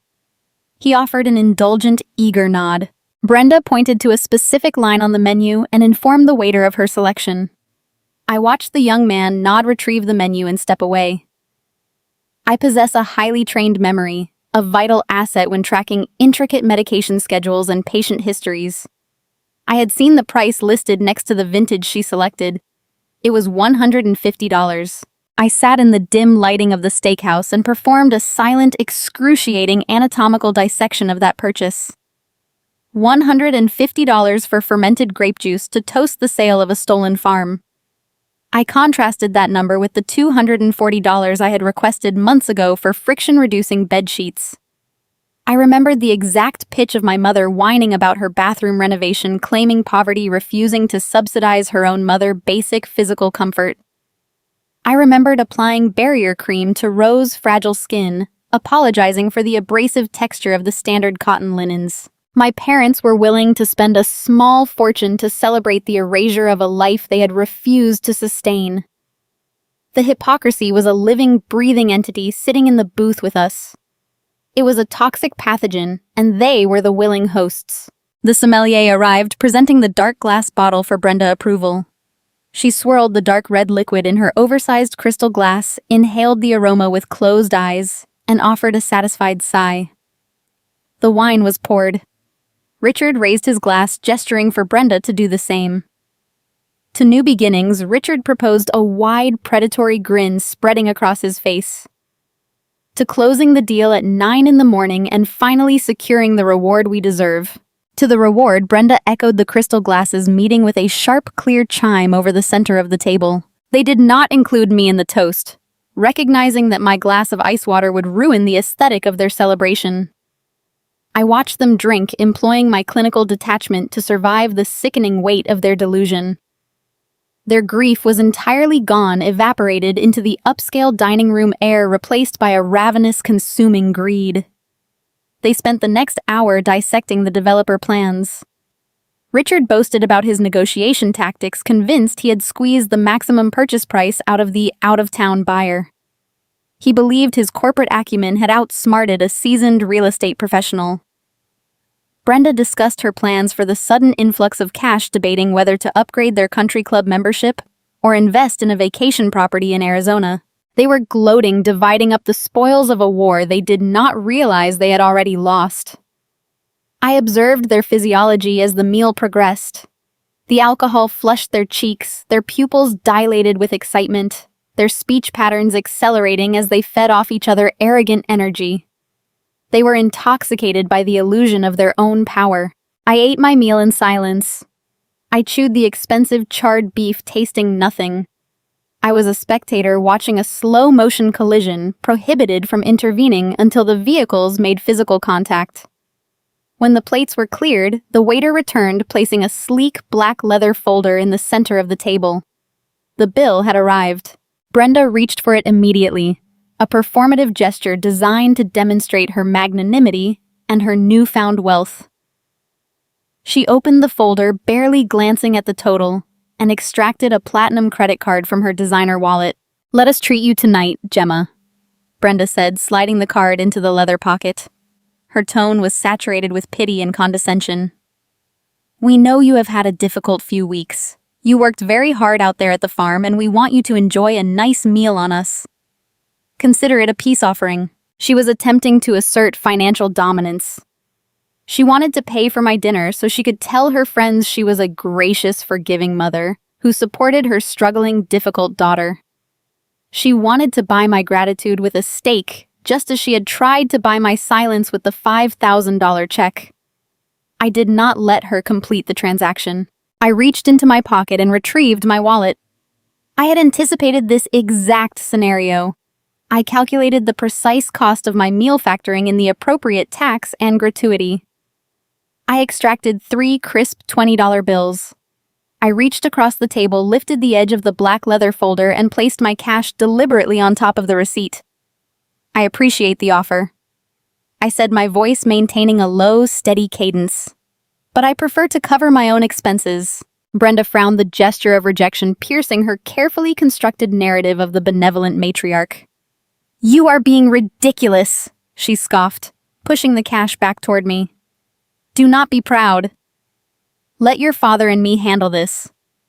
I placed my hand flat over the currency, stopping her movement. The physical boundary was set. "I am handling it," I replied. I stood up, sliding out of the deep leather booth. I smoothed the fabric of my trousers. I looked down at the two of them.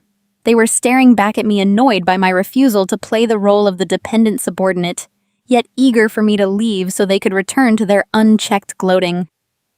"I will see you both tomorrow morning," I stated. I turned and walked away before they could formulate a response. I navigated the maze of tables, pushing through the heavy wooden doors of the steakhouse and stepping out into the brisk Nebraska evening. The contrast was immediate. The suffocating cologne-scented air of the restaurant was replaced by the crisp, biting wind sweeping off the plains. The sky above Lincoln was a deep, inky black, scattered with cold, distant stars. The ambient noise of the city felt muted, respectful, a stark departure from the arrogant chatter I had just endured. I walked toward my parked car, my footsteps echoing rhythmically against the concrete pavement. The chill in the air seeped through my sweater, but I welcomed the sensation. It was a sharp physical reminder of reality, a cleansing breath that cleared the toxic delusion of my parents from my lungs. The administrative hurdles were cleared. The false celebrations were concluded. The trap was set, verified, and waiting to be sprung. I unlocked my vehicle and sat in the quiet cabin, looking at the illuminated digital clock on the dashboard. It was almost 9 in the evening. In exactly 12 hours, Brenda and Richard would walk into a glass conference room, pick up a pen, and discover that the kingdom they had spent weeks dividing belonged entirely to the daughter they had treated like a servant. I started the engine, the low hum providing the soundtrack for the deep breath before the devastating plunge. Friday morning broke with a fragile, pale sunlight that offered illumination but zero warmth across the Nebraska plains. I woke before dawn, relying on the ingrained biological clock of a healthcare provider rather than a digital alarm. I moved through my morning routine with strict, methodical precision. I did not select a tailored business suit or a conservative dress for the impending confrontation. I put on my navy blue clinical scrubs. I fastened my laminated identification badge to my collar. These garments constitute my professional armor. They signify a person trained to evaluate facts, stabilize crises, and ignore hysterical outbursts. Today, I was not attending a family gathering. I was reporting for a shift, and my parents were the critical patients requiring an immediate aggressive intervention. I navigated the morning commute toward the downtown financial district of Lincoln. The title company occupied the ground floor of a modern angular building constructed primarily of steel and heavy reinforced glass. It was a structure designed to project an image of transparency and corporate integrity. This provided a deeply ironic setting for the fraudulent theater my parents were currently directing. I parked my sedan in the adjacent concrete garage, turned off the ignition, and allowed myself a single regulated breath. For 3 years, I had absorbed their insults, their negligence, and their boundless entitlement. For the last several months, I had silently engineered their ruin. The wait was over. It was time to scrub in. I pushed through the revolving front doors and entered the expansive lobby. The interior smelled of polished stone, expensive brewing machinery, and sanitized air. A receptionist sat behind a curved mahogany desk, typing rapidly on a quiet keyboard. I did not pause to announce my arrival or request permission to proceed. A nurse walking with purposeful velocity is rarely questioned. I bypassed the reception area and walked down the wide carpeted corridor lined with individual meeting spaces. Conference room B featured floor-to-ceiling glass walls offering a clear, unobstructed view of the occupants inside. I stopped a few yards away utilizing a large decorative indoor plant as a visual shield. In diagnostics, the most critical observations occur before the patient realizes they are being examined. I stood in the quiet hallway and conducted a forensic assessment of the room. My parents sat on one side of a long, polished walnut table. They were practically vibrating with a greedy, restless energy. Richard wore a charcoal gray suit, leaning forward, resting his forearms on the edge of the wood.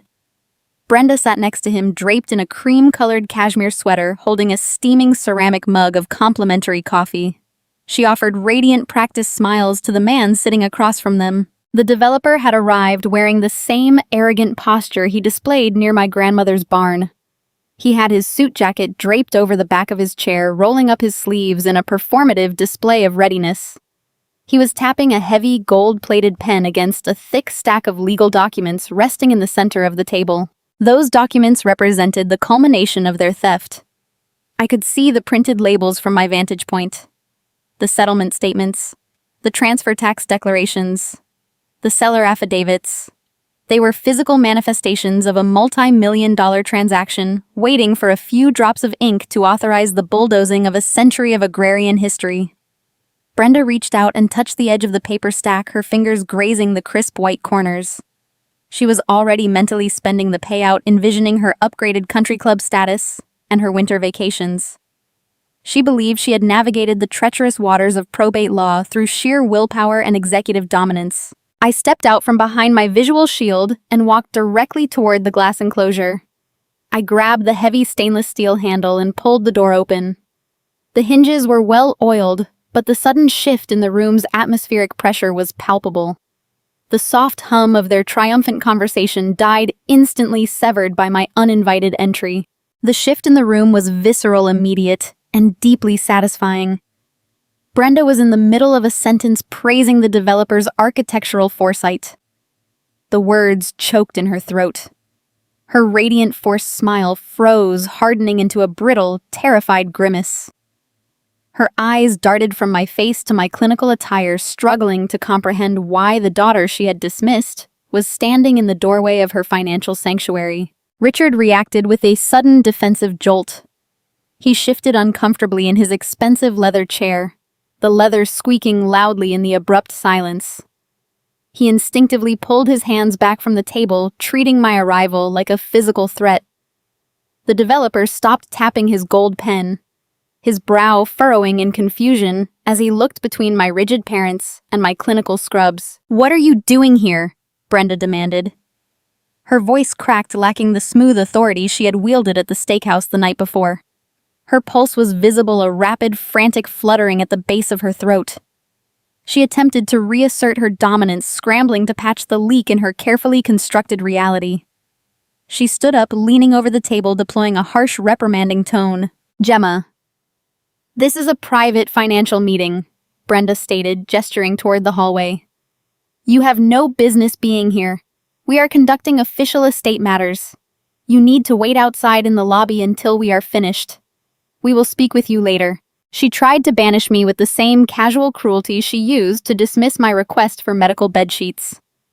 She assumed the presence of a wealthy stranger would force me into polite compliance. She relied on the social contract of Nebraska hospitality, betting that I would retreat to avoid causing a scene in front of a corporate buyer. I did not retreat. I did not offer an apology, and I did not raise my voice. I stepped fully into the room and let the heavy glass door swing shut behind me, the latch clicking into place with a definitive metallic thud. I walked past the developer, whose eyes were now darting nervously between my badge and my mother's panicked expression. I bypassed Richard, who was gripping the armrests of his chair so tightly his knuckles had turned white. I moved deliberately toward the head of the walnut table, the seat traditionally reserved for the presiding authority. I pulled the high-backed chair out and sat down. I rested my forearms on the cool, polished wood, mirroring my father's earlier posture, but stripping it of all anxiety. I reached into the deep pocket of my scrub jacket and withdrew a plain manila folder. I set it down gently on the table, centering it precisely between my hands. I looked directly at Brenda, pinning her gaze with an unwavering clinical stare. I have an interest in this property, I stated.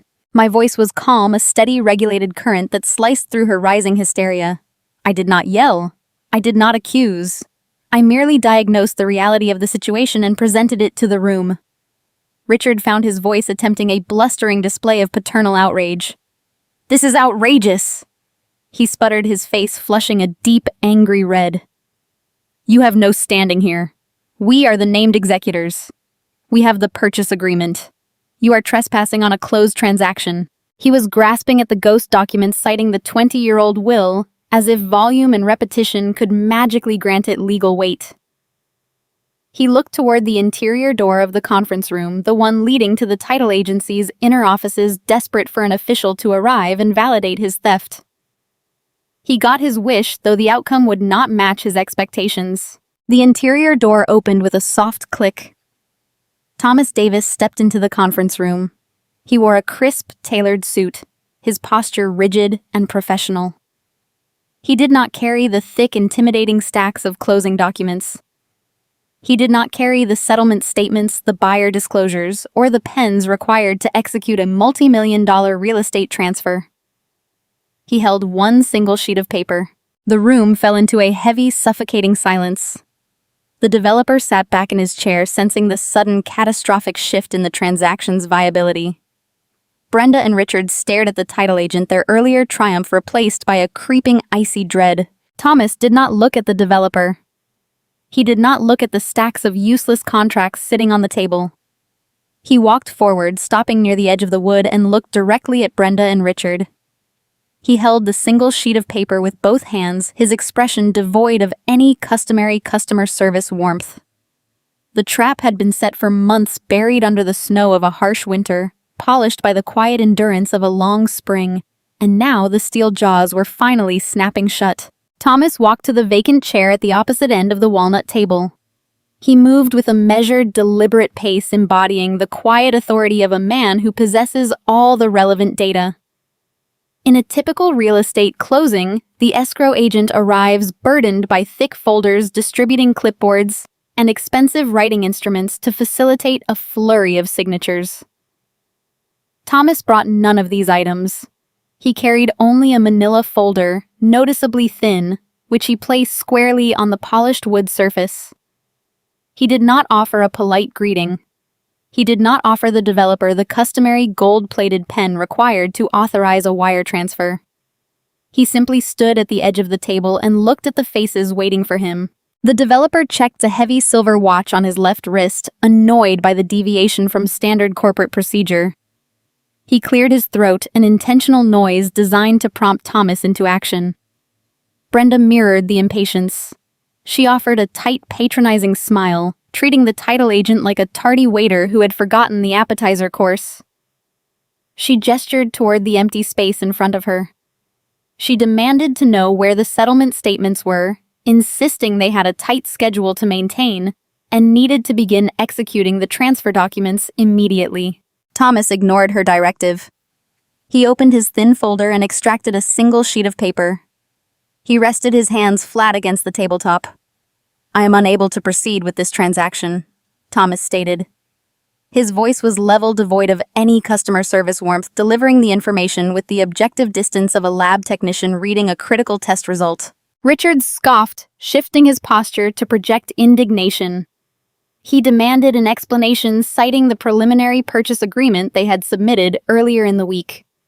He tried to leverage his decades of corporate management experience, attempting to bulldoze the agent with sheer bluster. My father had built an entire career on this specific tactic. He was a man who survived boardroom disputes by speaking louder and acting more confident than his peers, forcing reality to bend to his sheer persistence. It was a strategy that served him well in office politics, but it was entirely useless against a recorded legal statute. Thomas did not flinch. He looked directly at my father and delivered the fatal diagnosis. I cannot transfer the title to this buyer because the estate does not own the property, Thomas explained. The sellers listed on this purchase agreement possess no legal standing to convey the acreage. The atmospheric pressure in the glass-walled room plunged. The arrogant certainty that had defined my parents' posture dissolved in a fraction of a second. I focused my attention on Brenda observing the physiological manifestation of profound shock. The human nervous system cannot hide terror. When a person is confronted with a catastrophic threat to their survival, or their perceived reality, the sympathetic nervous system triggers an involuntary cascade of reactions. I watched the blood rapidly drain from her face, leaving her skin a stark, pallid gray beneath her expensive cosmetics. A fine motor tremor gripped her hands. She reached for her ceramic coffee mug, perhaps seeking a physical anchor to steady her equilibrium, but her fingers shook so severely she was forced to pull her hand away before she knocked the vessel over. Her pupils dilated, searching the room for an escape route that did not exist. Richard leaned forward, his voice losing its booming authority, replaced by a thin, reedy pitch of panic. He insisted there was a clerical error. He referenced the 20-year-old last will and testament, repeating his claim that he and Brenda were the sole executors of the estate, possessing full executive power to liquidate the assets. He pointed a trembling finger at the developer, assuring the man that this was merely a minor administrative delay that would be resolved by the end of the business day. A will is only relevant if the assets are subject to probate. Thomas corrected. The Nebraska acreage is not subject to probate. Thomas slid the single sheet of paper across the smooth walnut surface. The document glided effortlessly, stopping precisely in the center of the table, equidistant from Brenda, Richard, and the developer. The developer leaned in, his corporate instincts overriding his confusion. He stared at the bold heading printed at the top of the page, then squinted to read the dense legal paragraphs beneath it. Brenda and Richard stared at the paper as if it were a venomous reptile placed on their dining table. That is a transfer on death deed. Thomas continued, his voice echoing cleanly in the silent room. It was drafted, notarized, and recorded with the county clerk late last December. In this state, a transfer on death deed supersedes any existing will regarding the specified real property. It is a direct, non-testamentary mechanism. He paused, allowing the gravity of the legal terminology to settle over the table before he translated it into undeniable reality. The legal mechanism is automatic, Thomas explained. The moment your mother passed away, the deed executed instantly by operation of law. The property bypassed the probate court entirely. It never entered the estate.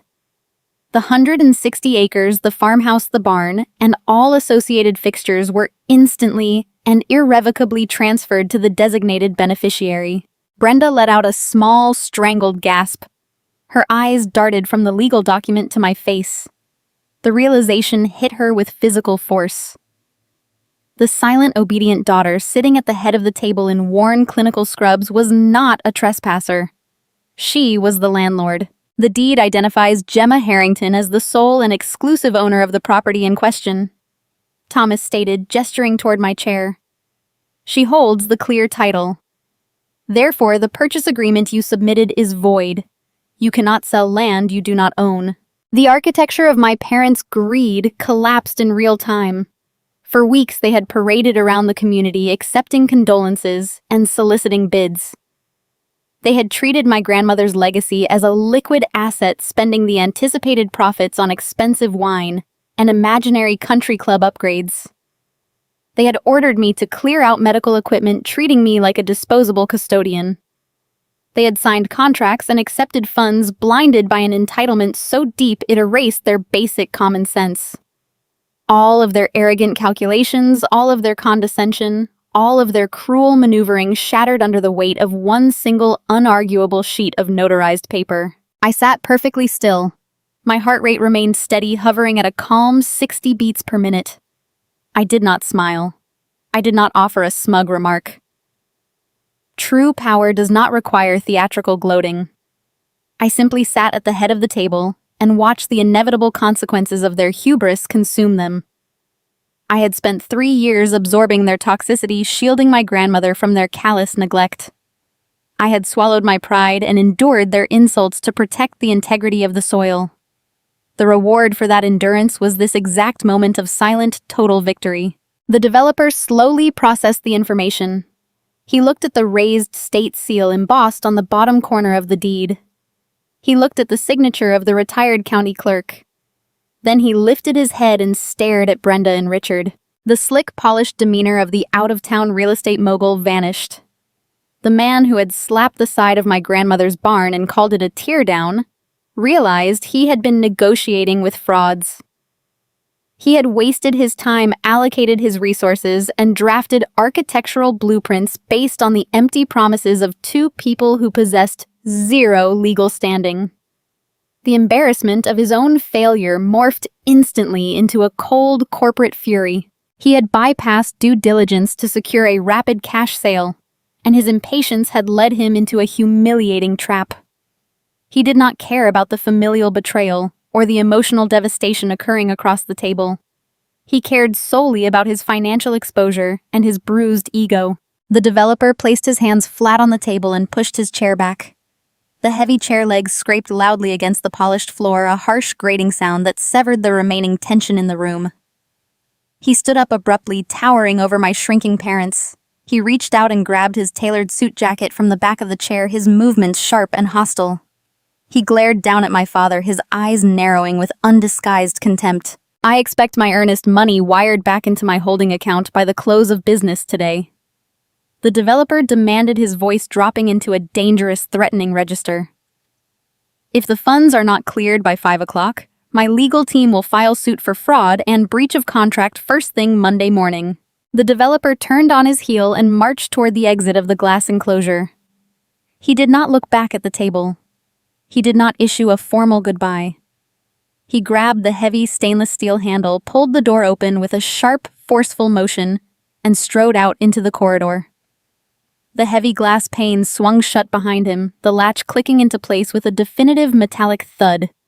That single sound marked the death of a multi-million-dollar transaction. The buyer was gone, carrying away the promise of a lucrative payout and leaving behind a gaping, urgent legal liability regarding the unreturned earnest money. The silence that filled the conference room in the wake of his departure held the dense, suffocating atmospheric pressure of a thunderstorm seconds before the lightning strikes. For my entire life, my mother had maintained a pristine, polished exterior. The culture of Nebraska Nice relies on armor forged from polite smiles, covered dishes, and passive aggression designed specifically to deflect accountability and bury conflict under a veneer of hospitality. Sitting in that sterile conference room, stripped of her corporate audience, stripped of her leverage, and stripped of her anticipated wealth, Brenda shed that cultural armor in an instant. The polite, grieving matriarch vanished, replaced by a feral, cornered creature fighting for her perceived survival. She slammed her manicured hands flat against the polished walnut table, the impact rattling her empty ceramic coffee mug. Her breathing became shallow and rapid. Her tailored cashmere sweater, previously a symbol of her affluence, now looked ill-fitting and restrictive against her rigid, trembling shoulders. She shrieked. The sound tore through her throat, ragged and entirely devoid of her usual, curated dignity. She pointed a shaking finger directly at my face, her eyes wide and wet with frantic, uncontrollable desperation. She declared the legal document a blatant forgery. She shouted that I had sneaked a corrupt notary into the farmhouse while she was away, orchestrating a fraudulent transfer behind their backs. She accused me of twisting the fragile mind of a vulnerable, dying woman, claiming I had preyed upon her mother's illness to steal an inheritance that rightfully belonged to her. Tears spilled over her lower lashes, carving erratic, dark paths through her expensive cosmetic foundation, ruining her flawless presentation. "It is not fair," Brenda wailed, her voice echoing sharply against the glass walls. "You are a thief. You always resented what your father and I built, and you exploited a sick old woman just to spite us and take what is ours." During my clinical rotations in the psychiatric ward, I learned that the most effective way to manage a hysterical patient is to lower your own center of gravity. You do not match their volume. You do not absorb their frantic energy. You become an immovable object, forcing their chaos to crash against your stillness. While Brenda wept openly, her chest heaving with loud, erratic sobs, I maintained a measured, steady breathing pattern.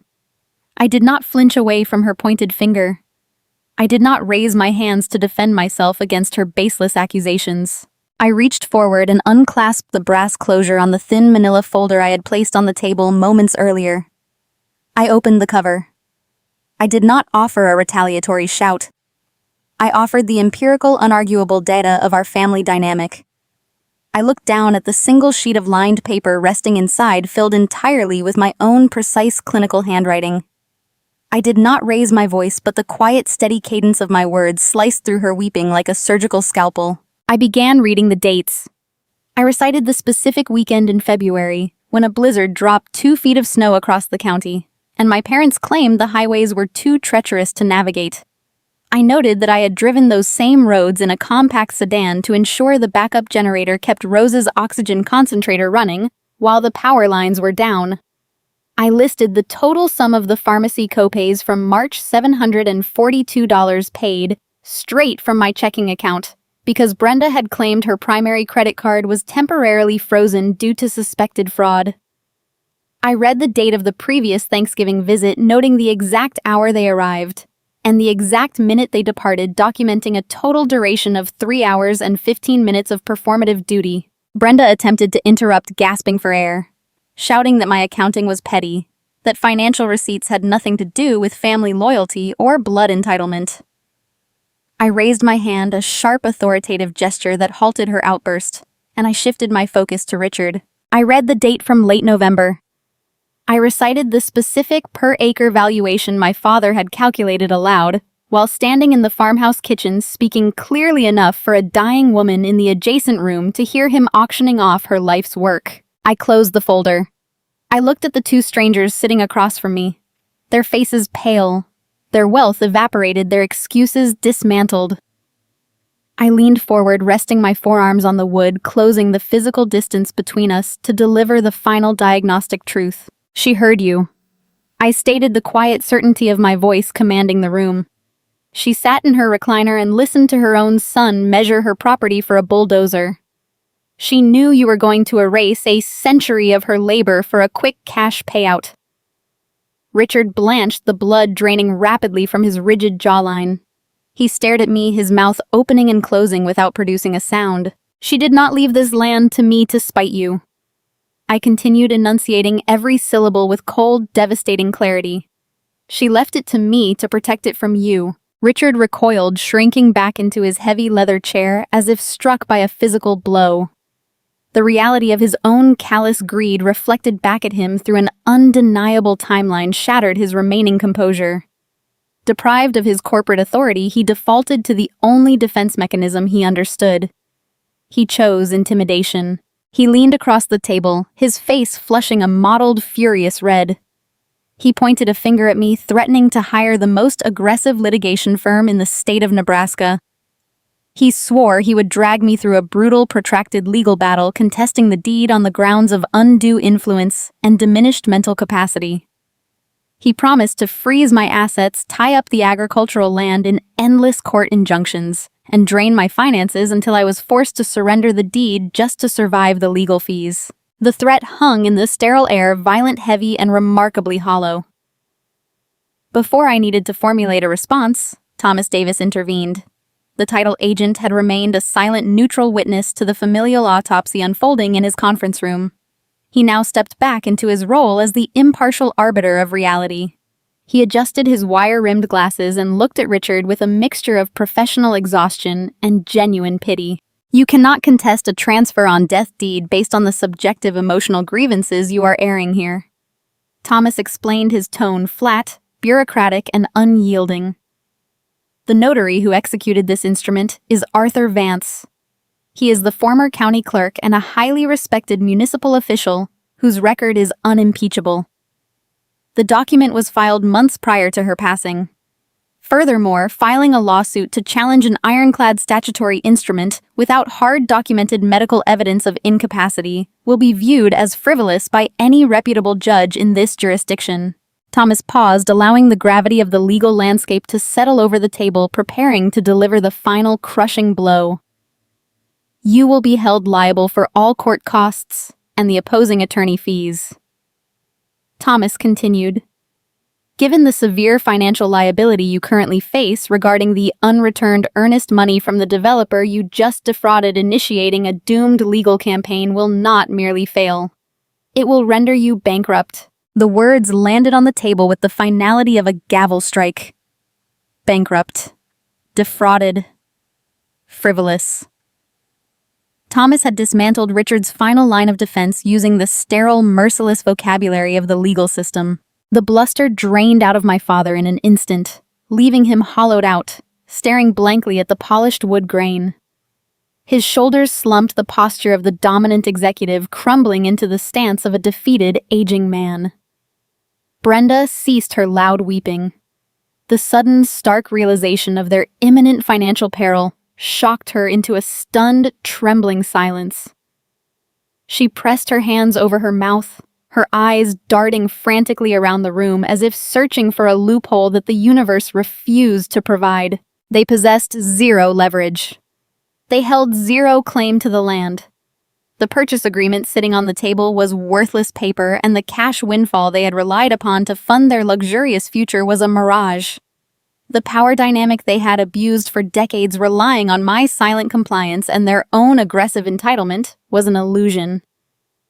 I had systematically and legally dismantled their empire in front of an impartial witness, leaving them trapped in a glass room, suffocating under the weight of their own arrogance. The legal debate concluded the moment Thomas finished speaking. The threat of bankruptcy hung over the walnut table, a cold and suffocating reality that extinguished my father's bluster. Richard sat slumped in his expensive leather chair, staring at the polished wood grain, his posture resembling a deflated balloon. Brenda covered her face with trembling hands, her quiet, ragged breathing the only sound in the sterile conference room. The battle for the deed was over. The paperwork had prevailed, securing the acreage beyond their reach. But a legal victory is merely an administrative correction. The true conflict, the emotional severance required to protect that victory, still needed to be executed. In patient care, removing necrotic tissue is a delicate, often painful procedure, but it is the only way to save the healthy limb. For 3 decades, I had operated under the delusion that I could somehow earn my parents' genuine affection through obedience and utility. During my early 20s, working grueling overnight shifts to fund my nursing certification, I believed that demonstrating my competence would eventually transform their transactional view of me into genuine pride. I assumed my quiet reliability would be rewarded with inclusion. I was wrong. Their love was a closed ecosystem reserved exclusively for themselves and their financial ambitions. Sitting at the head of the table, I recognized that seeking their approval was a toxic habit I needed to break definitively and permanently. I did not look at them as a daughter seeking validation. I looked at them as the sole rightful owner of the Nebraska farm. Brenda lowered her hands, her mascara smeared beneath her bloodshot eyes. The realization of her financial ruin was settling into her bones, but the ingrained entitlement of a suburban matriarch is difficult to extinguish entirely. She looked at me, attempting to salvage some fraction of her shattered dignity. She tried to pivot, grasping for a remnant of control in a situation where she held zero leverage. "We will need to coordinate a time to return to the property," Brenda said, her voice thin and unsteady, lacking her usual commanding cadence. We left personal items in the farmhouse. "I need to gather the remaining heirloom pieces and the antique furniture before we finalize our departure." She was testing the boundary, attempting to assert a lingering authority over the estate. She wanted to walk through the front door one last time, perhaps to inflict further damage, or to claim items she had previously deemed worthless simply because she knew they now belonged to me. I placed my hands flat against the table, mirroring the posture Thomas had used earlier, but stripping it of all bureaucratic neutrality. I delivered my response with the cold, unyielding precision of a locked vault. "You are not returning to the property," I stated. Brenda blinked, fresh tears welling in her eyes, confused by the firm denial. "But my things are there," she protested weakly. "You forfeited your claim to those things the moment you rented a commercial dumpster," I replied, my tone steady and devoid of sympathy. "I drove out to the rural route and witnessed your version of efficiency. I saw the ball canning jars shattered at the bottom of a steel bin. I saw the hand-stitched quilts stained with debris. I watched you prepare to throw away decades of your own mother's history because it cluttered your real estate listing. You do not get to return now and harvest sentimental value from the items you tried to erase. Richard lifted his head, attempting a feeble defense. Be reasonable, Gemma. We are still your parents. We have a right to retrieve our property. You have no rights on that acreage, I countered, directing my gaze to my father. You invited a hostile developer onto the land. You allowed a luxury pickup truck to tear deep, muddy ruts through the front lawn. You stood in the kitchen and calculated the price per acre, while Rose struggled to breathe in the adjacent room. You treated the farm as a commodity to be liquidated. I am treating it as a sanctuary. I paused, ensuring the silence amplified the weight of my next sentence. Consider this your formal verbal notice of trespass, I declared. If either of you drives down that gravel road, if you set foot on the soil, or if you attempt to cross the property line, I will not hesitate to call the county sheriff and have you forcibly removed. The locks are already being changed. You are barred from the land. The finality of the banishment struck them with physical force. They were being evicted not just from a prospective payout, but from their own familial history. The farmhouse, the red timber barn, the sprawling pastures where they had spent their childhoods were now sealed away, guarded by the daughter they had routinely dismissed as the hired help. The emotional severance was almost complete.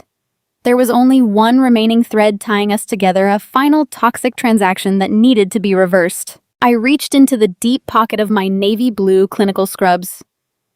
My fingers brushed against the familiar worn fabric before locating the smooth paper resting inside. I withdrew the crisp white envelope Richard had pushed across the glass dining table during their ambush just a few days prior. The envelope they had presented as a generous token of appreciation designed to purchase my silence and launder their guilt. I placed the envelope on the walnut table. I placed my index finger on the smooth paper and slid it deliberately across the wood. The envelope glided over the polished surface, stopping precisely in front of Brenda. She stared down at it, her chest heaving, recognizing the $5,000 check she and Richard had authorized to buy me off. It was a physical manifestation of their profound moral bankruptcy returning to them untouched. You can keep your generous thank you, I said softly, my voice carrying a quiet, devastating finality. I have already been compensated. The words landed with surgical precision. The full scope of her failure crashed down upon Brenda. She had tried to buy her daughter for a fraction of minimum wage, only to discover that her daughter already owned the entire bank. She had traded her familial loyalty, her integrity, and her relationship with her only child for a desperate cash grab. Now sitting in the sterile glass room facing the imminent threat of a developer lawsuit and the total loss of the agrarian inheritance, she realized she had ended up with neither. She had sacrificed everything for a payout that did not exist. Brenda broke. The performative weeping she had deployed earlier transformed into genuine, agonizing sobs. She covered her face, her shoulders shaking uncontrollably, the sound of her profound regret echoing sharply against the glass walls. She wept for the millions she would never spend, and she wept for the daughter she would never see again. In my profession, I am trained to offer comfort to those in pain. I hold the hands of frightened patients. I offer reassuring words to grieving families, and I provide a steady, compassionate presence in the face of suffering. But compassion requires a foundation of mutual humanity, a shared vulnerability that my parents had actively destroyed. I looked at my mother weeping over the white envelope. I felt no urge to comfort her. I felt no desire to cross the room, place a hand on her shoulder, or offer a hollow word of forgiveness. Her tears were the natural, inevitable symptom of the disease she had chosen to cultivate. Healing her was no longer my responsibility. I stood up, pushing my chair back with a smooth, quiet motion. I smoothed the front of my scrub jacket, ensuring my laminated badge rested straight against my collar. I picked up the thin manila folder containing the handwritten ledger of their neglect. I turned to Thomas Davis, who was quietly observing the conclusion of the procedure. He offered a small, respectful nod, a silent acknowledgement from one professional to another. "Thank you for your time today, Thomas," I said, maintaining my polite, regulated tone. I appreciate your diligent work on this file. You are very welcome, Gemma, he replied smoothly. Have a safe drive home. I turned away from the table. I did not look back at my father, who was staring blankly at the floor, paralyzed by his impending financial ruin. I did not look back at my mother, whose loud, jagged sobs provided a fitting soundtrack for the collapse of her empire. I walked toward the heavy glass door, grasped the stainless steel handle, and pulled it open. I stepped out of the conference room and walked down the wide, carpeted corridor of the title agency.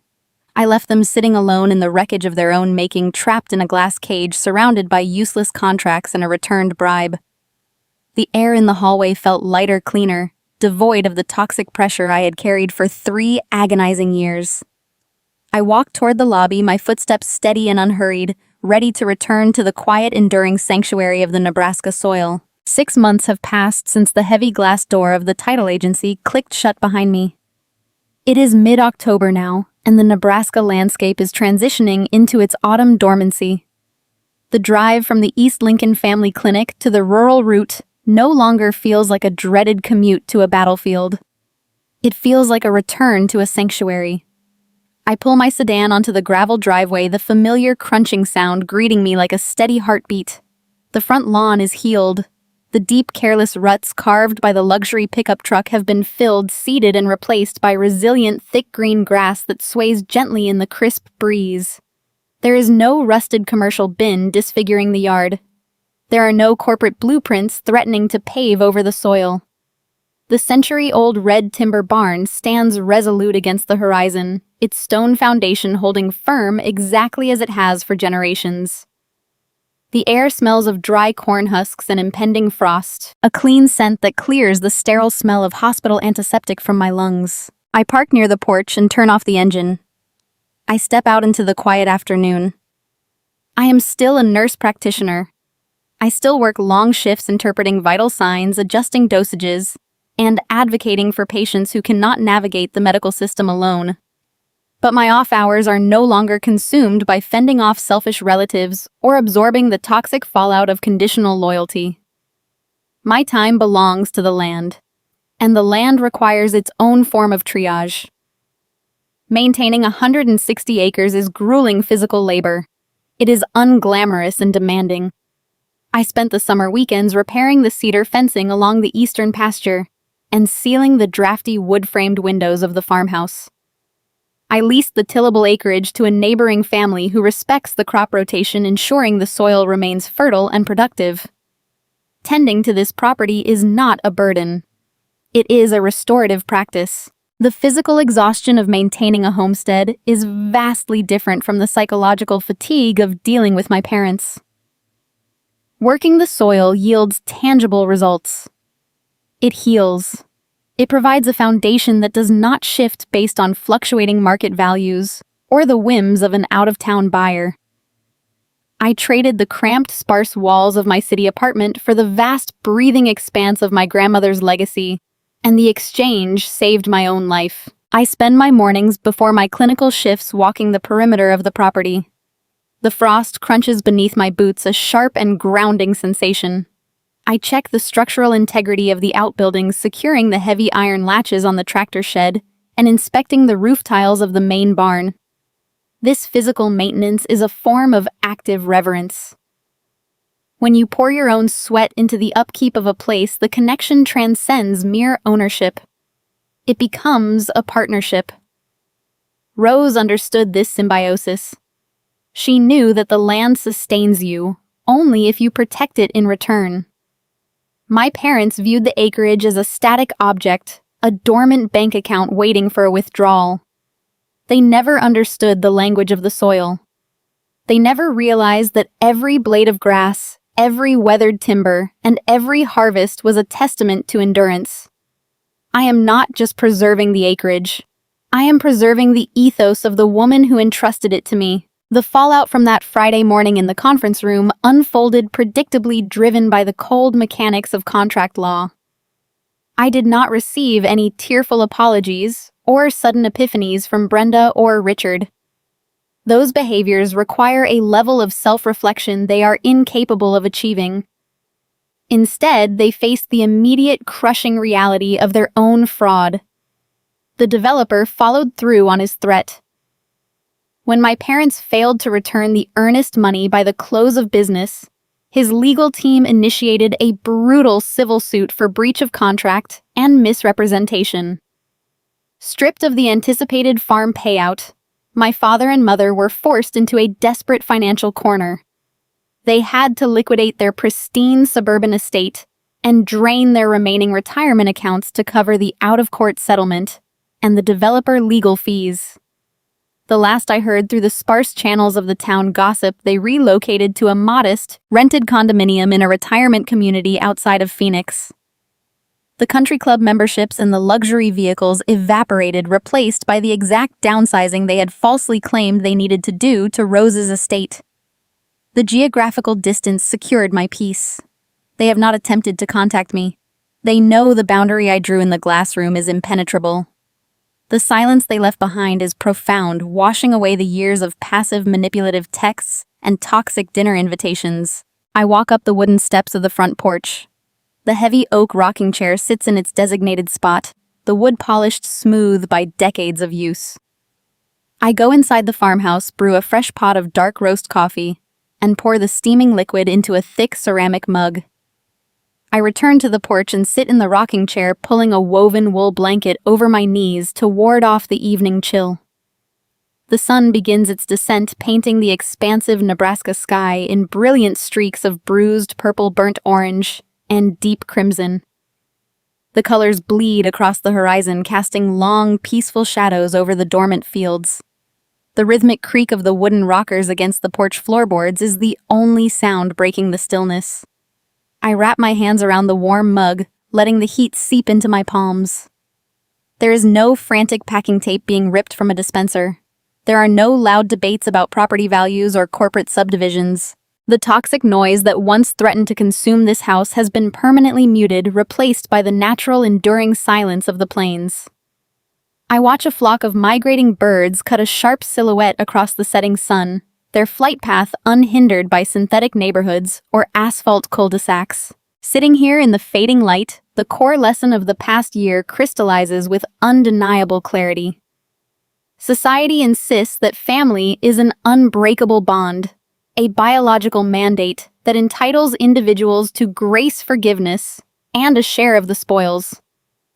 But blood does not equate to loyalty, and genetics do not grant you a rightful claim to a legacy.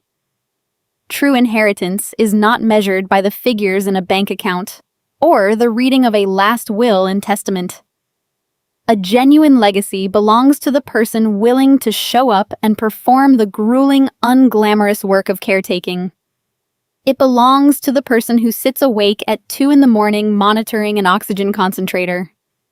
It belongs to the person who absorbs the cost of friction-reducing bedsheets when the actual heirs refuse to open their wallets. It belongs to the person who mends the fences and respects the soil. My parents believed their title as son and daughter entitled them to cash out the equity of a life they refused to sustain. They viewed boundaries as insults and silence as submission. They learned at the cost of their own empire that an unearned entitlement is the most fragile foundation a person can build upon. I did not steal this farm from them. I earned it hour by agonizing hour, and I secured it using the very legal system they intended to exploit. The transfer on death deed was a masterstroke of administrative defense.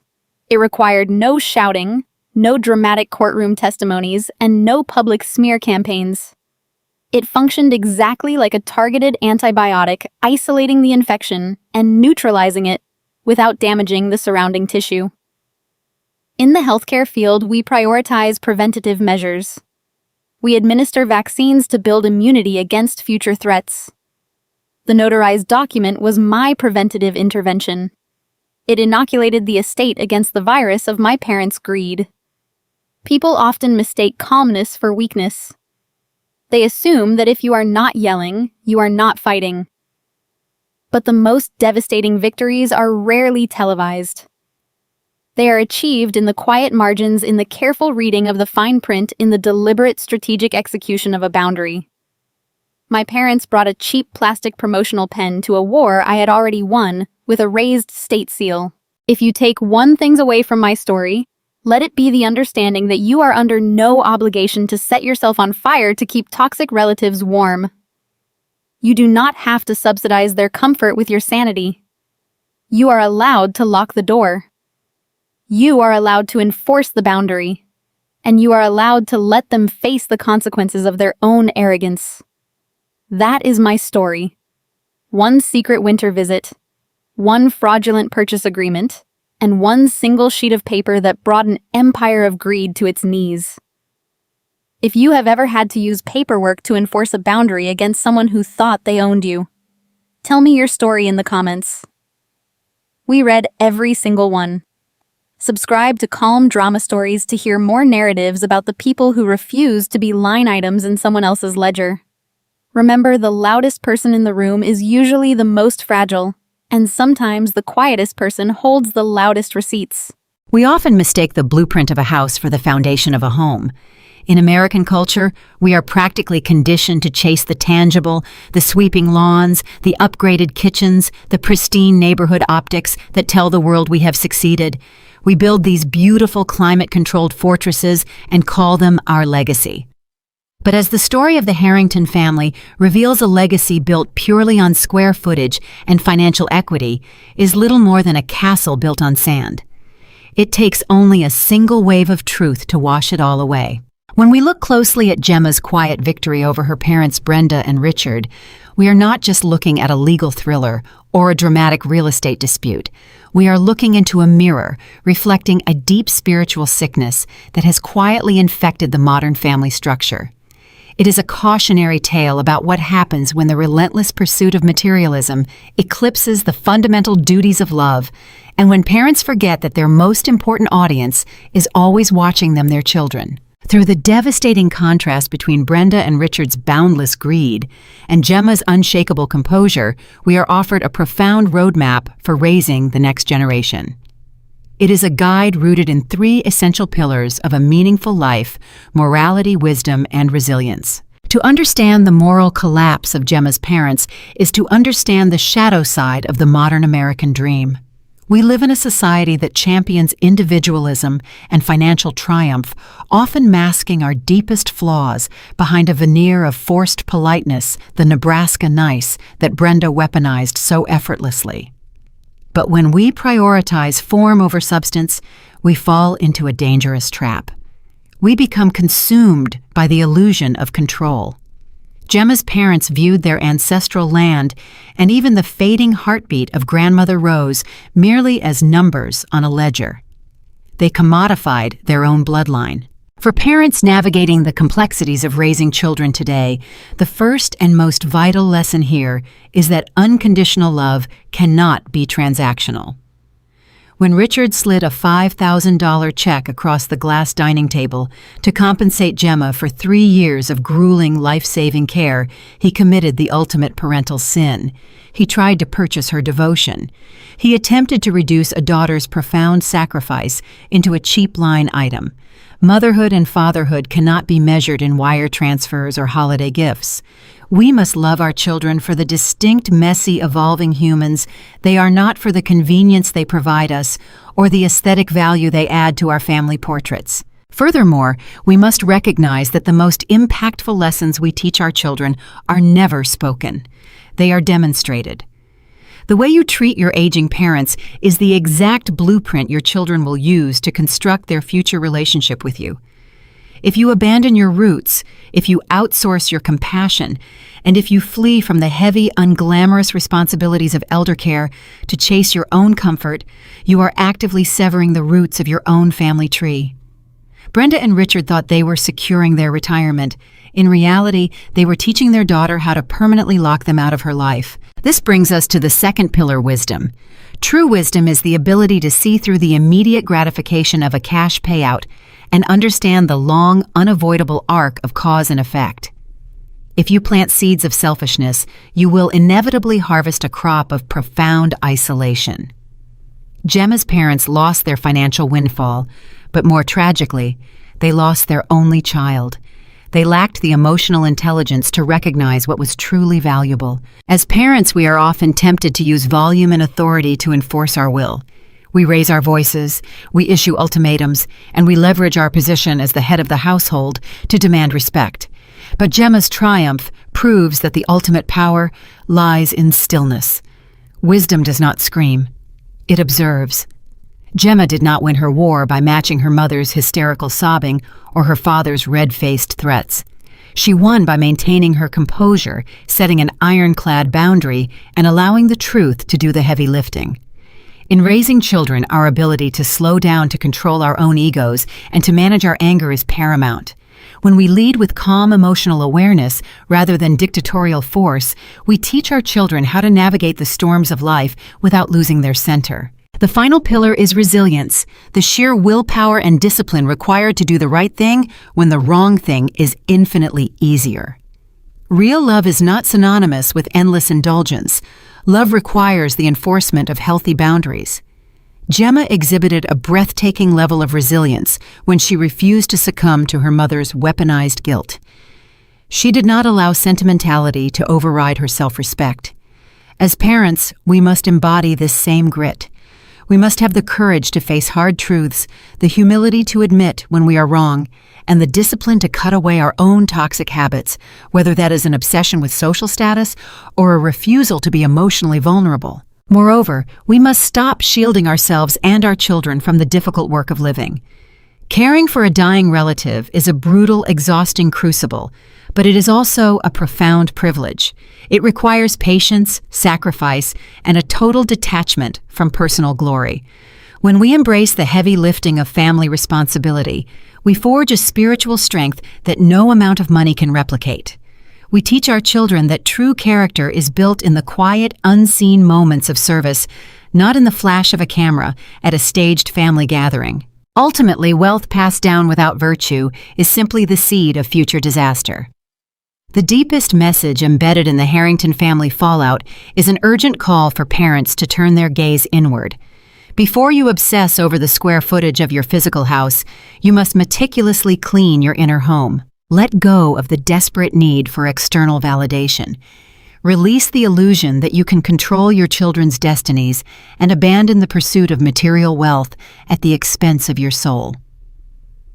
Practice being fiercely present. A simple, chaotic dinner shared in genuine understanding is worth 1,000 times more than a 5-star meal eaten in polite, resentment-filled silence. Build a legacy of spirit. Instead of leaving behind an airtight trust fund or a sprawling piece of real estate, strive to leave your children a living example of integrity, unwavering fairness, and the quiet courage to stand alone when necessary. If this reflection resonates with the quiet battles you have fought in your own life, or if you are navigating the complex, beautiful, and often painful reality of drawing boundaries with the people you love, I encourage you to follow the channel Fluffy Revenge. We share the stories of those who refuse to be line items in someone else's ledger, reminding you that you are never alone in the fight for your own peace. When a family possesses the wisdom to discern truth from illusion, the morality to love without conditions, and the resilience to weather the darkest seasons of life together, that family becomes an unbreakable sanctuary. But it requires honest, relentless work. Look at the people sitting around your dining room table tonight.